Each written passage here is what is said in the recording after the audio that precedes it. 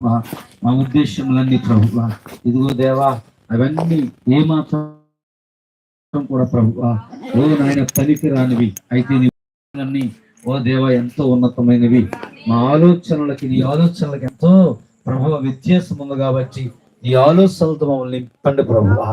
సాయంకాల సమయమందు నీ దాసుని ఓ దేవా నిశ్చయంగా ప్రభువా ఉపయోగించుకొని మాకు కావలసిన ప్రతి మాటలను మాతో మాట్లాడమని వేడుకుంటాం దేవా. నీ కొరకు ప్రభువా ఎంతగానో ప్రభువా వేడుకుంటూ ఉన్నాం ప్రభువా. ఇదిగో సంఘం కూడా ప్రార్థిస్తూ ఉంది. నిశ్చయంగా ప్రభువా నీ దాసులు వస్తారన్నప్పుడు ఓ సంఘం అంతా ప్రార్థించింది ప్రభువా. ఇదిగో నాయన మా సంఘం అంతా ప్రభు ఎప్పటి నుంచి అడుగుతూ ఉంది. అయితే నిశ్చయంగా ప్రభువా ఓ నాయన నీ దాసుల ప్రార్థన విని నిశ్చయంగా ప్రభు మీరు నిశ్చయంగా ప్రభువా ఇదిగో నీ కూడుకులు రావడానికి మీరు ఇచ్చిన గొప్ప తరుణ బట్టి స్తోత్రములు.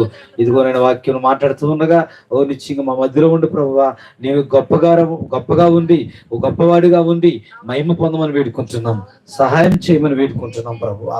ఇదిగో తండ్రి దేవా ఇంతవరకు నాయన పాటలు పాడి ఉన్నారు. ఓ నిశ్చయంగా ఆ పాటలలో నువ్వు తోడును నడిపించి ఉన్నావు ప్రభువా. ఇదిగో ఆరాధన గీతం పాడి ఉన్నారు. నిశ్చయంగా ప్రభు ఆరాధనలో కూడా నువ్వు తోడుండి ఉన్నావు తండ్రి. ఇదిగో మేము నిశ్చయంగా ప్రభు వాక్యంలోకి వెళ్తున్నాము. అతి ప్రాముఖ్యమైన ఓ నాయనా ఓ దేవ వాక్యమును వినడానికి వెళ్తూ ఉన్నప్పుడు దేవా నిశ్చయంగా ప్రభు వాతావరణం అంతటిని కూడా స్వాధీనపరచుకోండి. ఎటువంటి గలిబిలు లేకుండానట్లు, ఎటువంటి క్రీస్తు విరోధపు ఆత్మలు పని చేయకుండానట్లు వాటిని నిశ్చయంగా దూరపరచండి. నిశ్చయంగా ప్రభువా మీ దాసులను ఉపయోగించుకోండి దేవా. మాతో మాట్లాడండి ప్రభువా. నీ వాక్యం కొరకు మేము ఎదురు చూస్తా ఉన్నాము. అది ప్రాముఖ్యమైన స్థలము నిశ్చయంగా ప్రభువా ఓ దేవా నీ ఉన్న స్థలంలోనికి ఓ నిశ్చయంగా ప్రభు వాక్యంలోనికి మేము వస్తా ఉన్నాము. నిశ్చయంగా ప్రభు నువ్వు మాట్లాడమని వేడుకుంటున్నాము. ఓ నీ ప్రసన్నత మా మధ్యలోనికి మీరు తీసుకురండి. ఓ దేవా నువ్వు కార్యం చేయము ప్రభువా. ఓ దేవ నిశ్చయంగా పరిపూర్ణంగా ప్రభువా ఓ నాయన ఈ సంఘము అంతటిని మీరు కమ్మంది ప్రభువా. ఓ ప్రతి వ్యక్తితో నువ్వు మాట్లాడండి నాయన. వారి ఆలోచనలతో మీరు మాట్లాడండి, వారి ఉద్దేశాలతో మీరు మాట్లాడండి దేవా. వారు ఏదైతే అనుకుంటున్నారో ప్రతి దానిని ప్రభువా నువ్వు ఎరిగి ఉన్నావు గనుక ప్రభువా ఓ మీరు వినిన దేవుడు గనుక నిత్యం మీరు రంగం మీదకి వచ్చి కార్యం చేయమని వేడుకొచ్చున్నాము దేవా. ఓ నీ తలంపులన్నీ కూడా మాతో పంచుకో ప్రభు. నిత్యంగా నీ ఆలోచనలు మాతో పంచుకో ప్రభు. ఓ దేవా మీరు మాతో ఉండి కార్యం చేయండి ప్రభువా. రంగం మీదకి వచ్చి కార్యం చేయండి ప్రభువా. ఓ ప్రవక్తతో నా దూత అర్థంలోనికి వచ్చే ప్రభు నిత్యం అందరితో మాట్లాడుతుందో నమ్ముచున్నాము. నీ అభిషేకంతో మాతో మాట్లాడు ప్రభు. నీ యొక్క ఓ ప్రసన్నతతో తండ్రి మనం నింపు తండ్రి. ఓ దేవా ఇక పరిసర ప్రాంతాలన్నీ కూడా ప్రభు ఓ నిశ్చయంగా ప్రభు వాక్యమును వింటూ ఉండగా తండ్రి ఆయా చోట్ల ఎంత దూరం అయితే ఈ యొక్క ప్రభువ ఓ మైక్ ఎంత దూరం అయితే వినబడుతుందో ఆయా చోట్లలో ప్రభువ ఆయా ప్రాంతంలో ప్రభువ వెళ్తున్న ప్రతి చోటకు కూడా ప్రభువ నీ పరిశుద్ధత వెళ్ళి దేవా నిశ్చయంగా ప్రభువ ఓ నాయన ఆ యొక్క ఓ సహోదరి సహోదరుల హృదయాలతో ఓ నిశ్చయ సంధించమని వేడుకుంటున్నాము. సహాయం చేయము ప్రభువా, కార్యం చేయము దేవా. నిశ్చయంగా రంగం మీదకి రండి ప్రభువా. ఓ నిశ్చిత ప్రకారం కార్యం చేయమని ప్రభువా నీ దాసులకి సమర్పించుకుంటున్నా ఆయన. మా అందరితో మాట్లాడి మహిమ ప్రభావం ఉందామని ప్రభు అయిన యేసుక్రీస్తు నామములో అడిగి వేడుకుంటున్నాము. Amen amen. God bless you. Hallelujah. దేవుని మహిమ కలుగును గాక. సమయంలో మనం వాక్యంలోకి వెళ్దాం.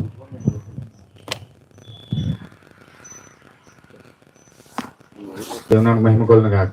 ఎంతమంది వాక్యం వినడానికి సిద్ధంగా ఉన్నారండి? దేవుడు ఈ యొక్క ఏర్పాటు చేయబడిన కార్యం బట్టి చాలా సంతోషిస్తూ ఉన్నానండి. నిజంగా ఇవన్నీ అనుకోకుండా అన్ఎక్స్పెక్టెడ్ గా పెట్టిన కోటలు ఇవి. కానీ దేవుడు అన్ఎక్స్పెక్టెడ్ గా పెట్టి మనకి నిజంగా వాక్యాన్ని ఇస్తా ఉన్నాడు. నిజంగా ఇది దేవుని యొక్క ఏర్పాటు అని నిజంగా నమ్ముతూ ఉన్నాం. ఎత్తబాటు కూడా మనకేం చెప్పరాదని సడన్ గా వస్తుంది. ఆ యొక్క కాలంలో దేవుడు ఆ దూతను తీసుకుని ఆ దూత ఎత్తబాటులో మనం తీసుకెళ్ళిపోతాడు. ఇవి కూడా అలా ఇలాంటి కార్యంలాగానే చూడటం అనిపించింది నాకు. హల్లెలూయా. ఇక్కడ మనం చాలా చాలా చాలా మనం ఖచ్చితంగా సిద్ధపడి ఉండాలి. హల్లెలూయా. దేవుని నామమున మహిమ కలుగును గాక. ఈ సమయంలో దేవుని యొక్క సేవకులు మన మధ్యలోకి వచ్చి హల్లెలూయా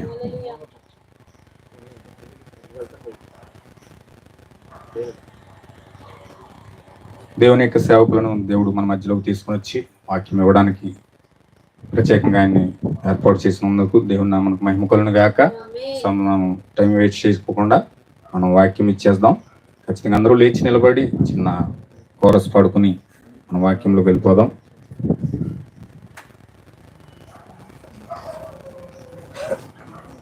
అందరూ కూడా రెండు చేతులు పైకెత్తి శిరములు వంచి హృదయమును వంచి మనం అందరం కూడా పాడదాం. Only believe, all things are possible. కేవలం నమ్మండి, దేవునికి సమస్తము సాధ్యమే.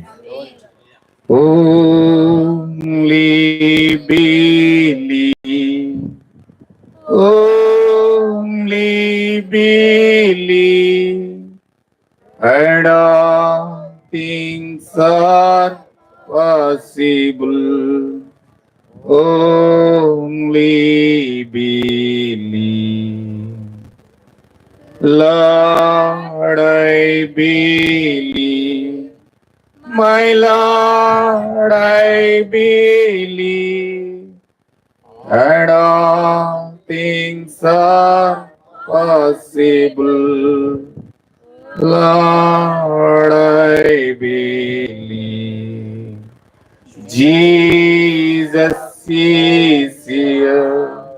My Jesus is here. And all things are possible. Jesus is here. సంఘంలో సేవకులకు అప్పగిస్తాను.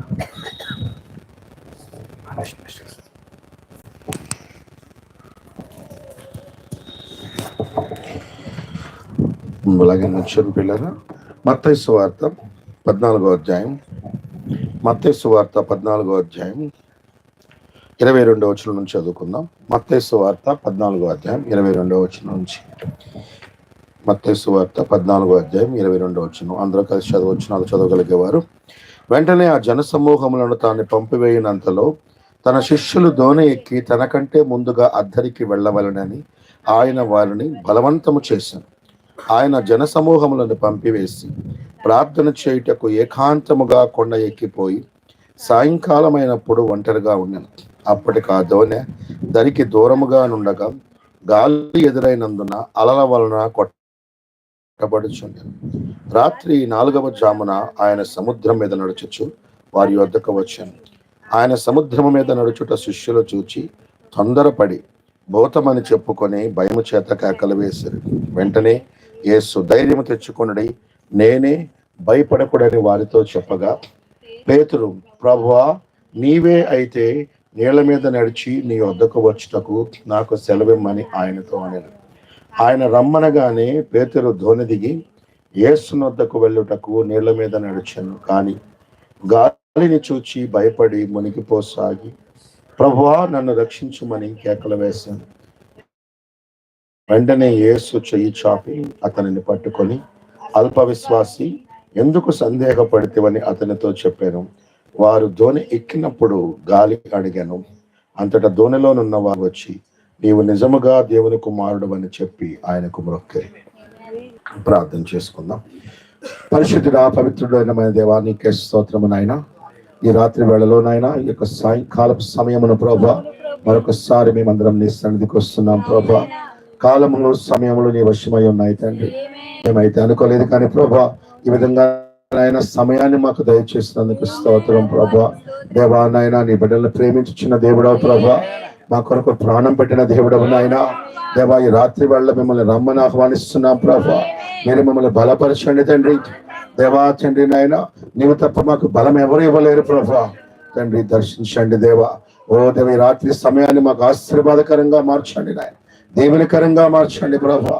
మమ్మల్ని బలపరచండి తండ్రి. నీకే స్తోత్రము నాయన. ఓ దే, వాతావరణాన్ని ఆధీనంలో ఉంచుకోండి, కరెంటు యంత్రాలని ఆధీనంలో ఉంచుకోండి నాయన. నాయన, పరిస్థితులు కూడా నీ ఆధీనంలో ఉంచుకోండి దేవా. శత్రువు ఎక్కడ దుష్కార్యం చేయకుండా నాయన, ఓ దేవ, శత్రు కార్యాలన్నీ లయపరచండి దేవా. ఓ దేవ, ఈ సమయాన్ని మాకు ఆశీర్వాదకరంగా మార్చండి. ఓ దేవా, నిజముగా నీవు చోట నీ దూతల చుట్టూ నిశ్చయముగా ఉంటారు దేవా. కనుక నీ దూతలు ఇక్కడ ఉన్నందుకు నీకు స్తోత్రము నాయన. నీ సన్నిధి ఇక్కడ ఉన్నందుకు స్తోత్రము నాయన. ఓ మమ్మల్ని రాత్రి బలపరచమని ప్రభా, నీవే ధైర్యపరచమని వేడుకుంటున్నాం ప్రభా. సమస్తాన్ని వశంలో తీసుకోండి నాయన, అంతా నీ ఆధీనంలో తీసుకోండి ప్రభా. పరిశుద్ధుడా, పరిశుద్ధుడా, గొప్ప దేవుడా, మారని దేవా. ఎవరైనా బలహీనలు ఉంటే నాయన వారిని బాగు చేయండి నాయన. రోగులు ఉంటే స్వస్థపరచండి నాయన. గుండె చెదరని వారు ఉంటే వారి గుండెను నాయన ధైర్యపరచండి, దృఢపరచండి నాయన. సడలిన మోకాలు కాపాడండి నాయన, ఇంకా ధైర్యపరచండి నాయన, ఈ సంఘాన్ని ఉజ్జీవింప చేయండి నాయన, బలపరచండి తండ్రి, బలపరచండి నాయన, ఒక గొప్ప ఉద్యమం ప్రతి హృదయంలో రగలించండి నాయన. ఓ దేవాని ఆత్మతో మండించండి ప్రభా. పరిశుద్ధుడా, పరిశుద్ధుడా, పరిశుద్ధుడా, ప్రతి హృదయాన్ని తాకండి నాయన, ప్రతి ఆత్మను తాకండి నాయన. పిల్లల్ని పట్టుకోండి ప్రభా, పెద్దలను పట్టుకోండి నాయన, వృద్ధుల్ని పట్టుకోండి నాయన. ఇక్కడ వచ్చిన ప్రతి వారిని దర్శించండి నాయన. ఓ సమస్తాన్ని ఆధునంలో వచ్చండి ప్రభా, సమస్తాన్ని మీ నియంత్రణలో వచ్చండి తండ్రి. నీకే స్తోత్రము నాయన. ప్రభువా సహాయం దయచేయండి.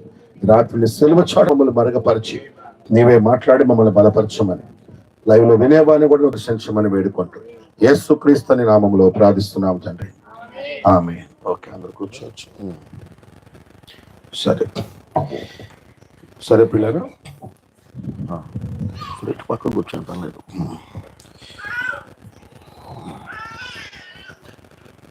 సరే పిల్లరా, మరి పొద్దున చెప్పిన అంశాన్ని మళ్ళీ ధ్యానిద్దాం అనుకున్నాను, కానీ సరే మత్తయి సువార్తలోని ఈ అంశాన్ని పూట మనం ధ్యానిద్దాం.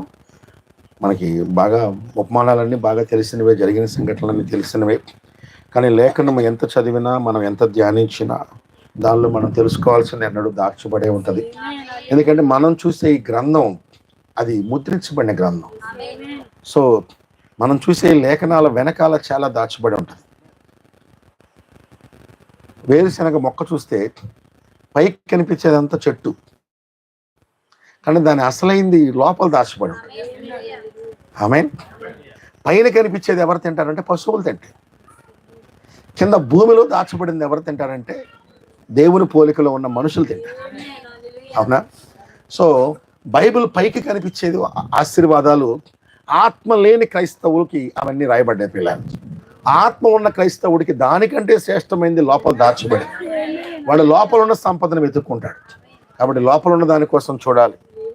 బైబిల్లో ప్రతి అధ్యాయంలో ప్రతి చోట కూడా దేవుడు మనకు కనిపిస్తాడు, మనం కనుక వెతకగలిగితే. ఆమేన్. సరే, ఇక్కడ యేసు ప్రభు శిష్యుల్ని, ఇది కొంచెం గుంటగా ఉంది, సరే ఇలాగో. సరే, యేసు ప్రభు శిష్యుల్ని ఆయన తనను వెంబడించమని వారిని పిలిచినప్పుడు, శిష్యుల్ని వెంబడించమని ఆయన చెప్పిన రోజు ఆయన ఒకటే మాట చెప్పాడు, కమ్ ఫాలో మీ, వచ్చి నన్ను వెంబడించండి అన్నాడు దేవుడు. అంతేనా? సో వచ్చి వెంబడించమన్న ఒక కమాండ్మెంట్, ఒక ఆజ్ఞ దేవుడు వాళ్ళకి బయలుపరిచి వాళ్ళకి ఇచ్చాడు. ఎప్పటి వరకు దేవుని వెంబడించాలి, ఏ స్థితి వరకు వెంబడించాలి, ఏ దశ వరకు వెంబడించాలి, దానికి షరతులు పెట్టలేదు దేవుడు. నన్ను వెంబడిస్తూనే ఉండమన్నాడు ఆయన.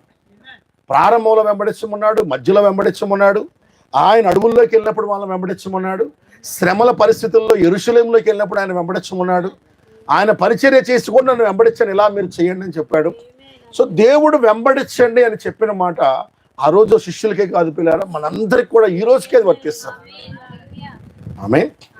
దేవుడు మానవుడిగా వచ్చి మన మధ్యలో బ్రతికిన కారణమే మనం ఆయన్ని పోలి జీవించాలని.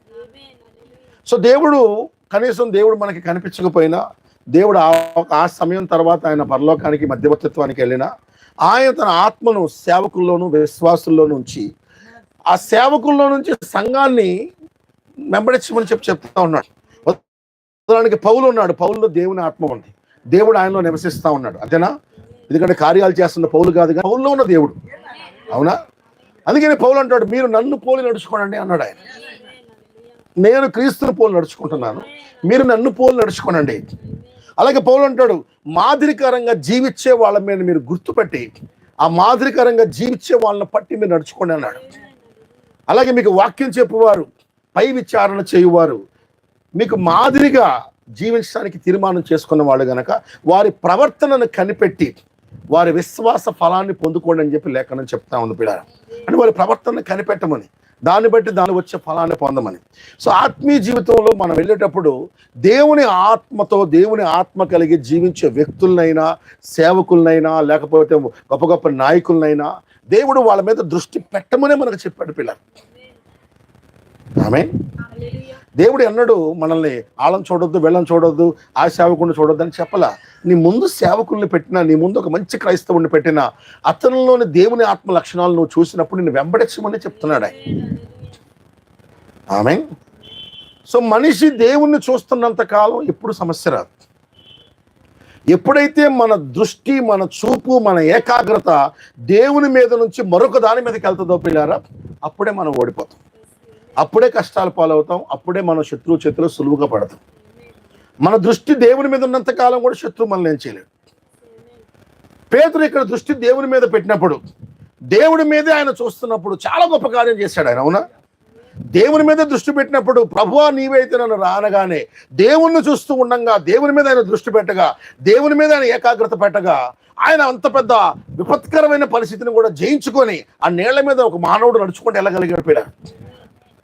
అదే పేతురు ఎప్పుడైతే ఆ లెగుస్తున్న అలల వైపు చూశాడో, మొత్తం ఆయన అంత పెద్ద అద్భుతంలో నుంచి కూడా పడిపోగలిగాడు. ఇంకా చెప్పాలంటే మన భాషలో, వర్తమానం ఎరిగిన భాషల్లో, మూడవ ఈర్పు కార్యం చేయడానికి స్టార్ట్ అయ్యి ఆ మూడో ఈర్పు సగంలోనే మునిగిపోయాడు ఆయన. అవునా? చాలా దారుణమైన పరిస్థితి. ఈరోజు మనం దాని మీద మనం ఫోకస్ పెట్టాలి.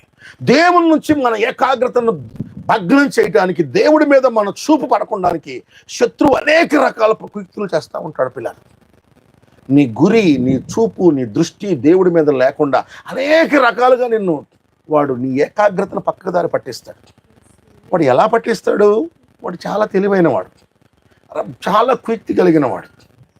దేవుని మీద నీ దృష్టి పడకుండా కొన్నిసార్లు నీ కుటుంబాన్ని, నీ బంధువుల్ని వాడుకుంటాడు. కొన్నిసార్లు నీ సమాజాన్ని వాడుకుంటాడు. కొన్నిసార్లు సంఘాన్నే వాడుకొని దేవుడి మీద నుంచి నీ దృష్టి సంఘం మీద తీసుకెళ్తాడు. కొన్నిసార్లు అసలు దేవుడు ఎన్నుకున్న సేవకుల్నే పెట్టుకొని నీ దృష్టి దేవుడి మీద నుంచి సేవకుడి మీదకి తీసుకెళ్తాడు. నేను ఫస్ట్ ఒక పాయింట్ చెప్పాను, నువ్వు ఎవరిని గమనించినా, ఎవరిని వెంబడించినా వ్యక్తిని కాదు, ఆ వ్యక్తిలో ఉన్న దేవుని ఆత్మను చూడమని చెప్తా ఉన్నాను. అతనిలో ఉన్న దేవుని గుణలక్షణాలను చూసి వెంబడించమన్నాను. ఆమేన్. పౌలేమన్నాడు? నన్ను వెంబడించానని మాత్రమే చెప్పలా, నేను యేసును వెంబడిస్తున్నంత కాలం నన్ను వెంబడించమన్నాడు ఆయన. నేను ఆయన పోలి ఎలా నడుచుకున్నాను అదంతా మీరు నడుచుకోండి అని చెప్పాడు. అలాగే క్రీస్తుకి మాదిరిగా జీవించే వాళ్ళని కనిపెట్టి వాళ్ళని వెంబడించమన్నాడు. అంతేగాని సేవకుని గుడ్డిగా నమ్మమని చెప్పలా, గుడ్డిగా ఫాలో అవ్వమని చెప్పలా. సో మనిషి తన దృష్టిని కనుక ఒకవేళ తప్పించడానికి శత్రువు ఒక్కొక్కసారి నీ కళ్ళ ముందు రకరకాల వాటిని పెడతాడు. ఆ రకరకాలైన వాటి ద్వారా నువ్వు అటెన్షన్, నీ ఏకాగ్రతని సులువుగా తప్పిపోయే అవకాశం ఉంది పిల్లలు, చాలా సులువుగా తప్పిపోయే అవకాశం ఉంది. ఎందుకంటే యేసు మీద నీ దృష్టి ఒక్క రోజుతోనో, ఒక్క సమయంతోనో, లేక కొంతకాలంతోనో అయిపోయేది కాదు. నీ విశ్వాసంలో పశ్చాత్తాపం, మారు మనస్సు నుంచి నీ శరీరం మారే వరకు పిల్లారా నువ్వు ఆయన మీద దృష్టి పెట్టాల్సిందే పిల్లలు. నీ హృదయం మారిన రోజు నుంచి నీ శరీరం మారి ఎత్తబాటుకి వెళ్ళే రోజు వరకు నీ చూపు ఆయన మీద పోకూడదు. ఆయన మీద మన దృష్టి ఉంటానే ఉండాలి, కంటిన్యూస్గా ఉంటానే ఉండాలి. దేవుడు మన నుంచి కోరుతున్న డిమాండ్ అది.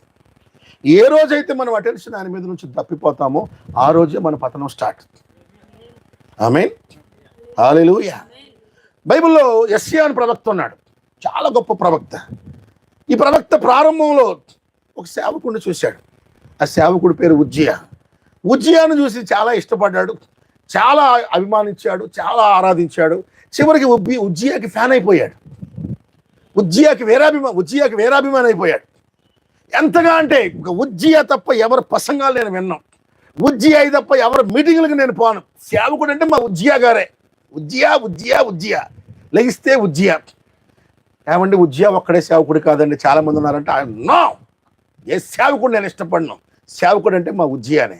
అంత వేరాభిమానిగా మారిపోయాడు. అంటే అతను దేవుణ్ణి చూస్తున్నాడా, మనిషిని చూస్తున్నాడా పిల్లారా? మనిషిని చూస్తున్నాడు, దేవుని కాదు. అతను చూపు ప్రారంభంలో శత్రువు ఎంత కుయుక్తిగా వచ్చాడో చూడండి.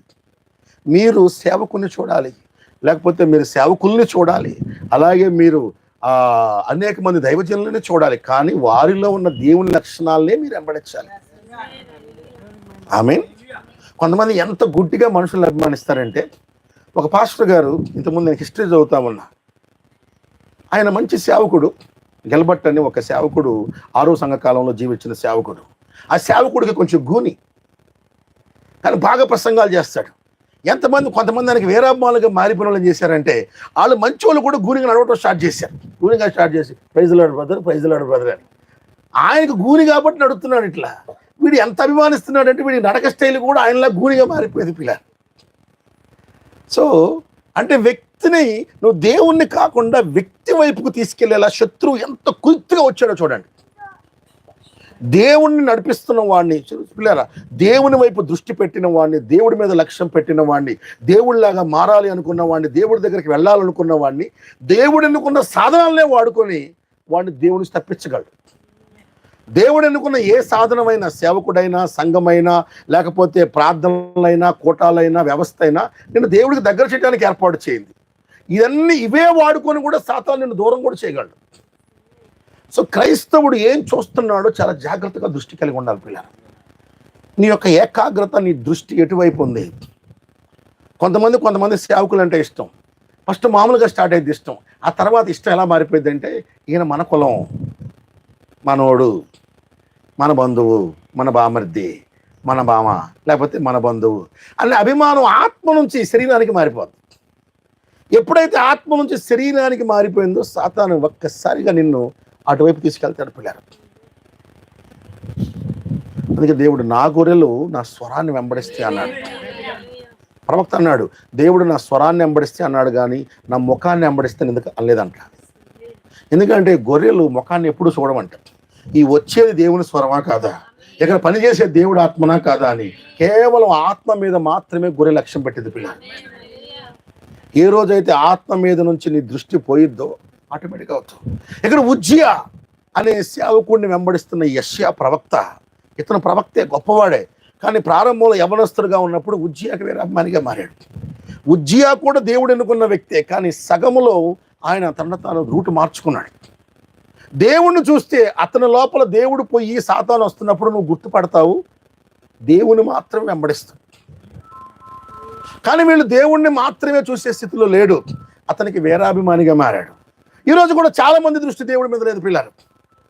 చాలా సంఘాల్లో, చాలా చోట్ల ఇక వాళ్ళకి పలానా సేవకుడు అంటే ఈయనేనండి, ఈయన తప్ప ఇంకెవరు పాస్టర్లు లేరండి, ఈయన తప్ప ఎవరు మెసేజ్ చెప్పేవాళ్ళు లేరండి అని ఏం చెప్తే అదే కరెక్ట్. అంధ భక్తులు. ఎట్లాగైతే బీజేపీలో కొంతమంది పలానా నాయకుడికి, లేకపోతే పలానా కాంగ్రెస్లో పలానా వాళ్ళకి గుడి భక్తులు ఎలాగుంటారో, వేరాభిమానులు అనమాట, మామూలు అభిమానులు కాదు.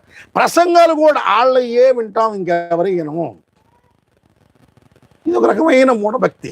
శత్రువు వచ్చి ఆల్రెడీ వాళ్ళ దృష్టిని దేవుడి నుంచి తీసేశాడు. నేను రక్షించబడుకున్న కొత్తలో నాకు ఒక కళ వచ్చింది. అప్పటికి వర్తమానంలో అంత ఎక్కువ కూడా ఎదగలేదు. ఆ కళలో బ్రదర్ బ్రానమ్ ఆ కళలో ఒక చోట నా చుట్టూ పెద్ద దొన్నలు ఉన్నాయి. ఆ దొన్న ఒక్కొక్కరిని పొడుస్తూ ఉంది. నేను కూడా భయపడతా వెళ్తున్నాను. అయితే ఒక వ్యక్తి వచ్చి, భయపడకు, నీతో ఉన్నవాడు నీ శత్రువు కంటే గొప్పవాడని చెప్తా ఉన్నాడు. అంటే నేను ఆ దొన్నను జయించగలనా అంటే, దేవుడు కృప నీకు తోడుంటే జయించగలవనగానే ప్రభువా సహాయం చెయ్యని అందరూ చూస్తూ ఉన్నారు. ఎట్టాగో దున్నం పైకెక్కేసి దాన్ని కొమ్ములు పట్టుకొని తిప్పాను పిల్లరా. అంత భయపెట్టిన దున్న క్షణాలు చచ్చిపోయింది. అది నేను భలే అనుకున్నాను. ఆనందిస్తుంటే అప్పుడు ఒక వ్యక్తి వచ్చి, ఆనందించకు, ఇంతకంటే ఘోరమైన ప్రమాదాలు, అపాయాలు ముందున్నాయి అన్నాడు. చూడు, ఆ చుట్టుపక్కల అందరూ ఆనందిస్తుంటే నేను కూడా ఆనందిస్తున్నాను. నా చేయి పట్టుకున్నాడు, అలా పక్కకు తీసుకెళ్ళాడు. చూస్తే ఇలా గాల్లో పైకి లేపాడు. ఇది చూడు అన్నాడు. ఏమిటి అంటే, ఇది భారతదేశపు వర్తమాన సంఘం అన్నాడు. అప్పటికి నాకు వర్తమానంలో పెద్ద లోతు కూడా తెలియదు. రక్షించబడి జస్ట్ వర్తమానంలోకి వచ్చి కొద్ది నెలలే అవుతుంది. చూడగానే కొన్ని వేల చెట్లు ఉన్నాయి. యూకలిప్టస్ చెట్లు అంటాం కదా, విక్లీస్ చెట్లు స్ట్రైట్గా పెరుగుతాయి. మెడిసినల్ ప్లాంట్స్ అవి విక్లీస్ చెట్లు అంటారు. యూకలిప్టస్ చెట్లు విక్స్ తయారు చేసుకుంటారు కదా, ఏమంటారు వాటిని? జామాయిలా? జామ చెట్టు కదా, జామాయిల చెట్టు స్ట్రైట్గా పెరుగుతాయి కదా, ఇట్లా నిటారుగా పెరుగుతాయి, అద్భుతమైన వాసన వస్తుంది. ఇలా పెరగాల్సిన చెట్లు ఇట్లా పెరిగి సగానికి ఇట్లా పడిపోయినాయి అన్ని చెట్లు. కొన్ని వేల చెట్లు పడిపోయినాయి. ఏంటి ఇలా పడిపోయినాయి అంటే, అనేకులు ఇటు కాకుండా ఇటుగా పడిపోయారని చెప్పి చూడగానే వెనక చూస్తే ఒక్క వరుస మాత్రమే నిలబడి ఉంది. అందులో కొన్ని 100, 200, 300 చెట్లు ఉంటాయి అంతే. కొన్ని వేల చెట్లు పడిపోయినాయి. భయపడిపోయాను, ఏంటిది అనగానే ఇది పరిస్థితి అని. పక్కన పెద్ద పొలాన్ని చూశాడు. అక్కడ పొలం లక్షల కొలది ఉన్నాయి చెట్లు, అక్కడ కూడా ఒక్క వరుసే నిలబడింది. అక్కడ చెప్తున్నాడు, ఇది ప్రపంచ వర్తమాన సంఘం, ఇది భారతదేశ వర్తమాన సంఘం. చూడు, అనేకులు పడిపోతూ ఉన్నారు, ఒక్కరే నిటారుగా క్రీస్తు వైపు చూస్తున్నారు. ఈ చెట్టు పైన సూర్యుడి వైపు చూస్తుంది. చెట్టు పెరగాల్సింది సూర్యుడిని చూస్తా, ఆ చెట్లు కూడా సూర్యుడి వైపు చూస్తానే పెరిగినాయి. సగములో అవి దృష్టి సూర్యుడి మీద నుంచి మరొక మీదకు మార్చుకున్నాయి. ఆ తర్వాత కొంతకాలానికి మరొక కళ వచ్చింది. అది నేను బొంబాయిలో సేవకి వెళ్ళిన కొత్తలో అక్కడ బొంబాయిలో వర్తమానం రకరకాల దశల్లో చూపించుకుంటా వచ్చాడు. అందులో ఒక భాగంగా అక్కడ అందరూ కూర్చొని ఉన్నారు. ఒక వ్యక్తి వెళ్ళి ఒక వ్యక్తి కాళ్ళ దగ్గర పడి నమస్కారం చేసి ఒక వ్యక్తిని పొగుడుతూ ఉన్నారు. నేను కూడా అలాగే చేస్తున్నాను. కొంతసేపు అయినకి తప్పు కదా, మనం ఒకళ్ళ మీద ఒకళ్ళ పాదాల మీద పట్టడం ఏంటి? మనం అందరం దేవుని పాదాల మీద కదా పడాలి, మన దృష్టి ఆయన మీద కదా ఉండాలి, మన ఆరాధన ఆయనకి కదా ఉండాలని ఆలోచించుకుంటుండగా అప్పుడు తిరిగి చూస్తే అక్కడ బ్రదర్ బెన్నం కనిపించాడు. ఈ రెండింటితో పిల్లల జీవితంలో ప్రారంభంలో అర్థమైంది, మన క్రైస్తవుని దృష్టి ప్రారంభం నుంచి కూడా క్రీస్తు మీద మాత్రమే ఉండాలి. పిల్లలు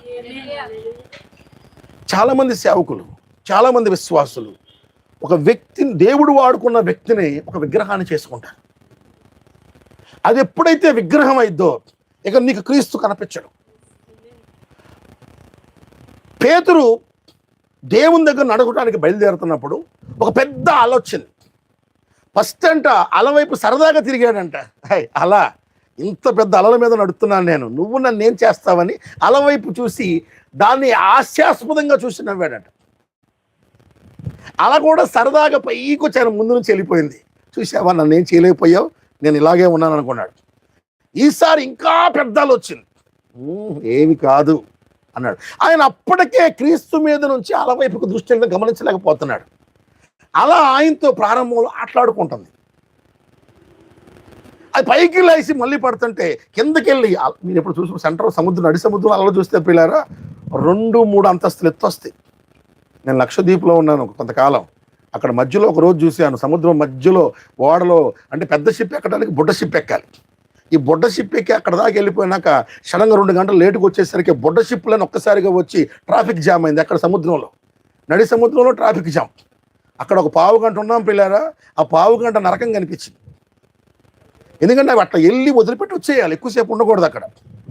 కానీ అట్లా వెళ్ళి సడన్గా ఒక 30-40 చిన్న చిన్న ఓడలు అనేక ప్రదేశాల నుంచి వచ్చేసరికి ఆ నడి సముద్రంలో మేము అక్కడ ఆగున్నాం. మా పక్కన ఇక్కడ కళ్ళ ముందు ఇంత చిన్న బోటు, ఆ బోట్లో 2 అంతస్తుల ఎత్తులో అల కనపడుతుంది. కళ్ళ ముందు నల్లగిట్ట, దాన్ని చూస్తుంటే అది కిందకు వచ్చి మనల్ని మళ్ళీ పైకిట లేపిద్ది. అది పైకి వెళ్ళిపోయినాక మళ్ళీ మనం అట్టి కిందకు వస్తాం. మా బోట్లో కూర్చున్న ఒక 30-40 మందిలో ఒక్కడ అటు ఇటు కదిలినా బోటు పల్టీ పడిపోయింది. ఈత కూడా రాదు నాకు అసలు. ఒక్కొక్కళ్ళు చూస్తే అక్కడ నేవీ ఆఫీసర్లు ఉన్నారు, కొత్తగా పెళ్ళైన కోస్ట్ గార్డు అలా ఆవిడ ఉన్నారు, వాచ్మెన్లు ఉన్నారు, గవర్నమెంట్ ఉద్యోగస్తులు ఉన్నారు. గట్టిగా ఆయన అన్నాడు, ఎవరు కదలొద్దు, రాయిలా కూర్చోండి, రాయిలా కూర్చోండి, రాయిలా కూర్చోండి అన్నాడు. అందరూ గట్టిగా ఆ పక్కన కూర్చుని ఇట్ట పట్టుకొని కాళ్ళు ఇటుక పట్టుకు ఎదురుగా పెట్టి కదలకుండా కూర్చున్నారు పిల్లలు. నేను ఒక్కసారి అందరూ ముఖ చిత్రాలు చూద్దాం ఎట్లుంటుందో అని చెప్పి ఒక్కొక్కళ్ళు చూస్తే మొత్తం చెమట్లు కక్కుకుంటా ఒక్కొక్కరు ఇటు కూర్చొని, ఒక ఆమె అయితే అర్జున గర్జున అర్జున గర్జున అనుకొని ఆమె కేకలు వేసుకుంటా ఒక్కొక్కడు ముఖం చూసి నాకు అనిపించింది, ప్రభువా ఎంత గొప్ప కృప. ఒకవేళ చచ్చిపోతే 5 నిమిషాలు నీ సన్నిధిలో ఉంటాం, కానీ మరణం ఎంత భయంకరంగా ఉంటుంది. ఒక్క పావు గంట అది కొన్ని గంటలు గడిచినట్టు కనిపించింది పిల్లల. ఒక్కొక్క సెకండ్ ఒక గంట ఒక్కొక్క సెకండ్ ఒక యుగంలాగా ఉంటుందని. చిన్న పిల్లోడు ఒకడు ఉన్నాడు. ఆ పిల్లోడు వాళ్ళ అమ్మ ఒళ్ళు గట్టిగా పట్టుకుంటే ఆడు బిస్కెట్ ప్యాకెట్ ముందేసాడు. ఆడు బిస్కెట్ ప్యాకెట్కి ముందుకు వెళ్తుంటే కూడా ఆమె పిల్లోడు కోసం పొంగుతుంటే అందరూ వద్దు నై నై నై నై అడుగుతున్నారు పిల్లలు. చాలా ఘోరమైన పరిస్థితి. నడి సముద్రంలో అలలను చూస్తే చాలా భయం వేసింది. ఇక్కడ చుట్టూ ఒడ్డున కనిపించే అలలు కాదు. అలా ఫస్ట్ పేతురుతో ఆటలాడుకుంది. చిన్న చిన్న అలల్లాగా వచ్చింది. పేతురు నువ్వు నన్ను ఏం చేస్తావు అనుకుంటున్నాడు, కానీ అప్పటికే ఆయన దృష్టి అడిపోయిందని గుర్తుపట్టలేకపోతున్నాడు. తర్వాత ఇంకా పెద్ద అల వచ్చింది, ఐ డోంట్ కేర్ అన్నాడు. తర్వాత పెద్ద అల, ఒక 20-30 అడుగుల అల, 2 అంతస్తులు అంతలా లేవగానే లోపల భయం స్టార్ట్ అయింది, కానీ పైకి ధైర్యం నటిస్తున్నాడు ఆయన. ప్రవక్త అన్నాడు అక్కడ టొర్నాడో వచ్చింది. టొర్నాడో అంటే ఏనుగు తొండం అంటారు కదా, సముద్రంలో మత్స్యకారులకు తెలుస్తుంది, ఏనుగు తొండం అంటారు.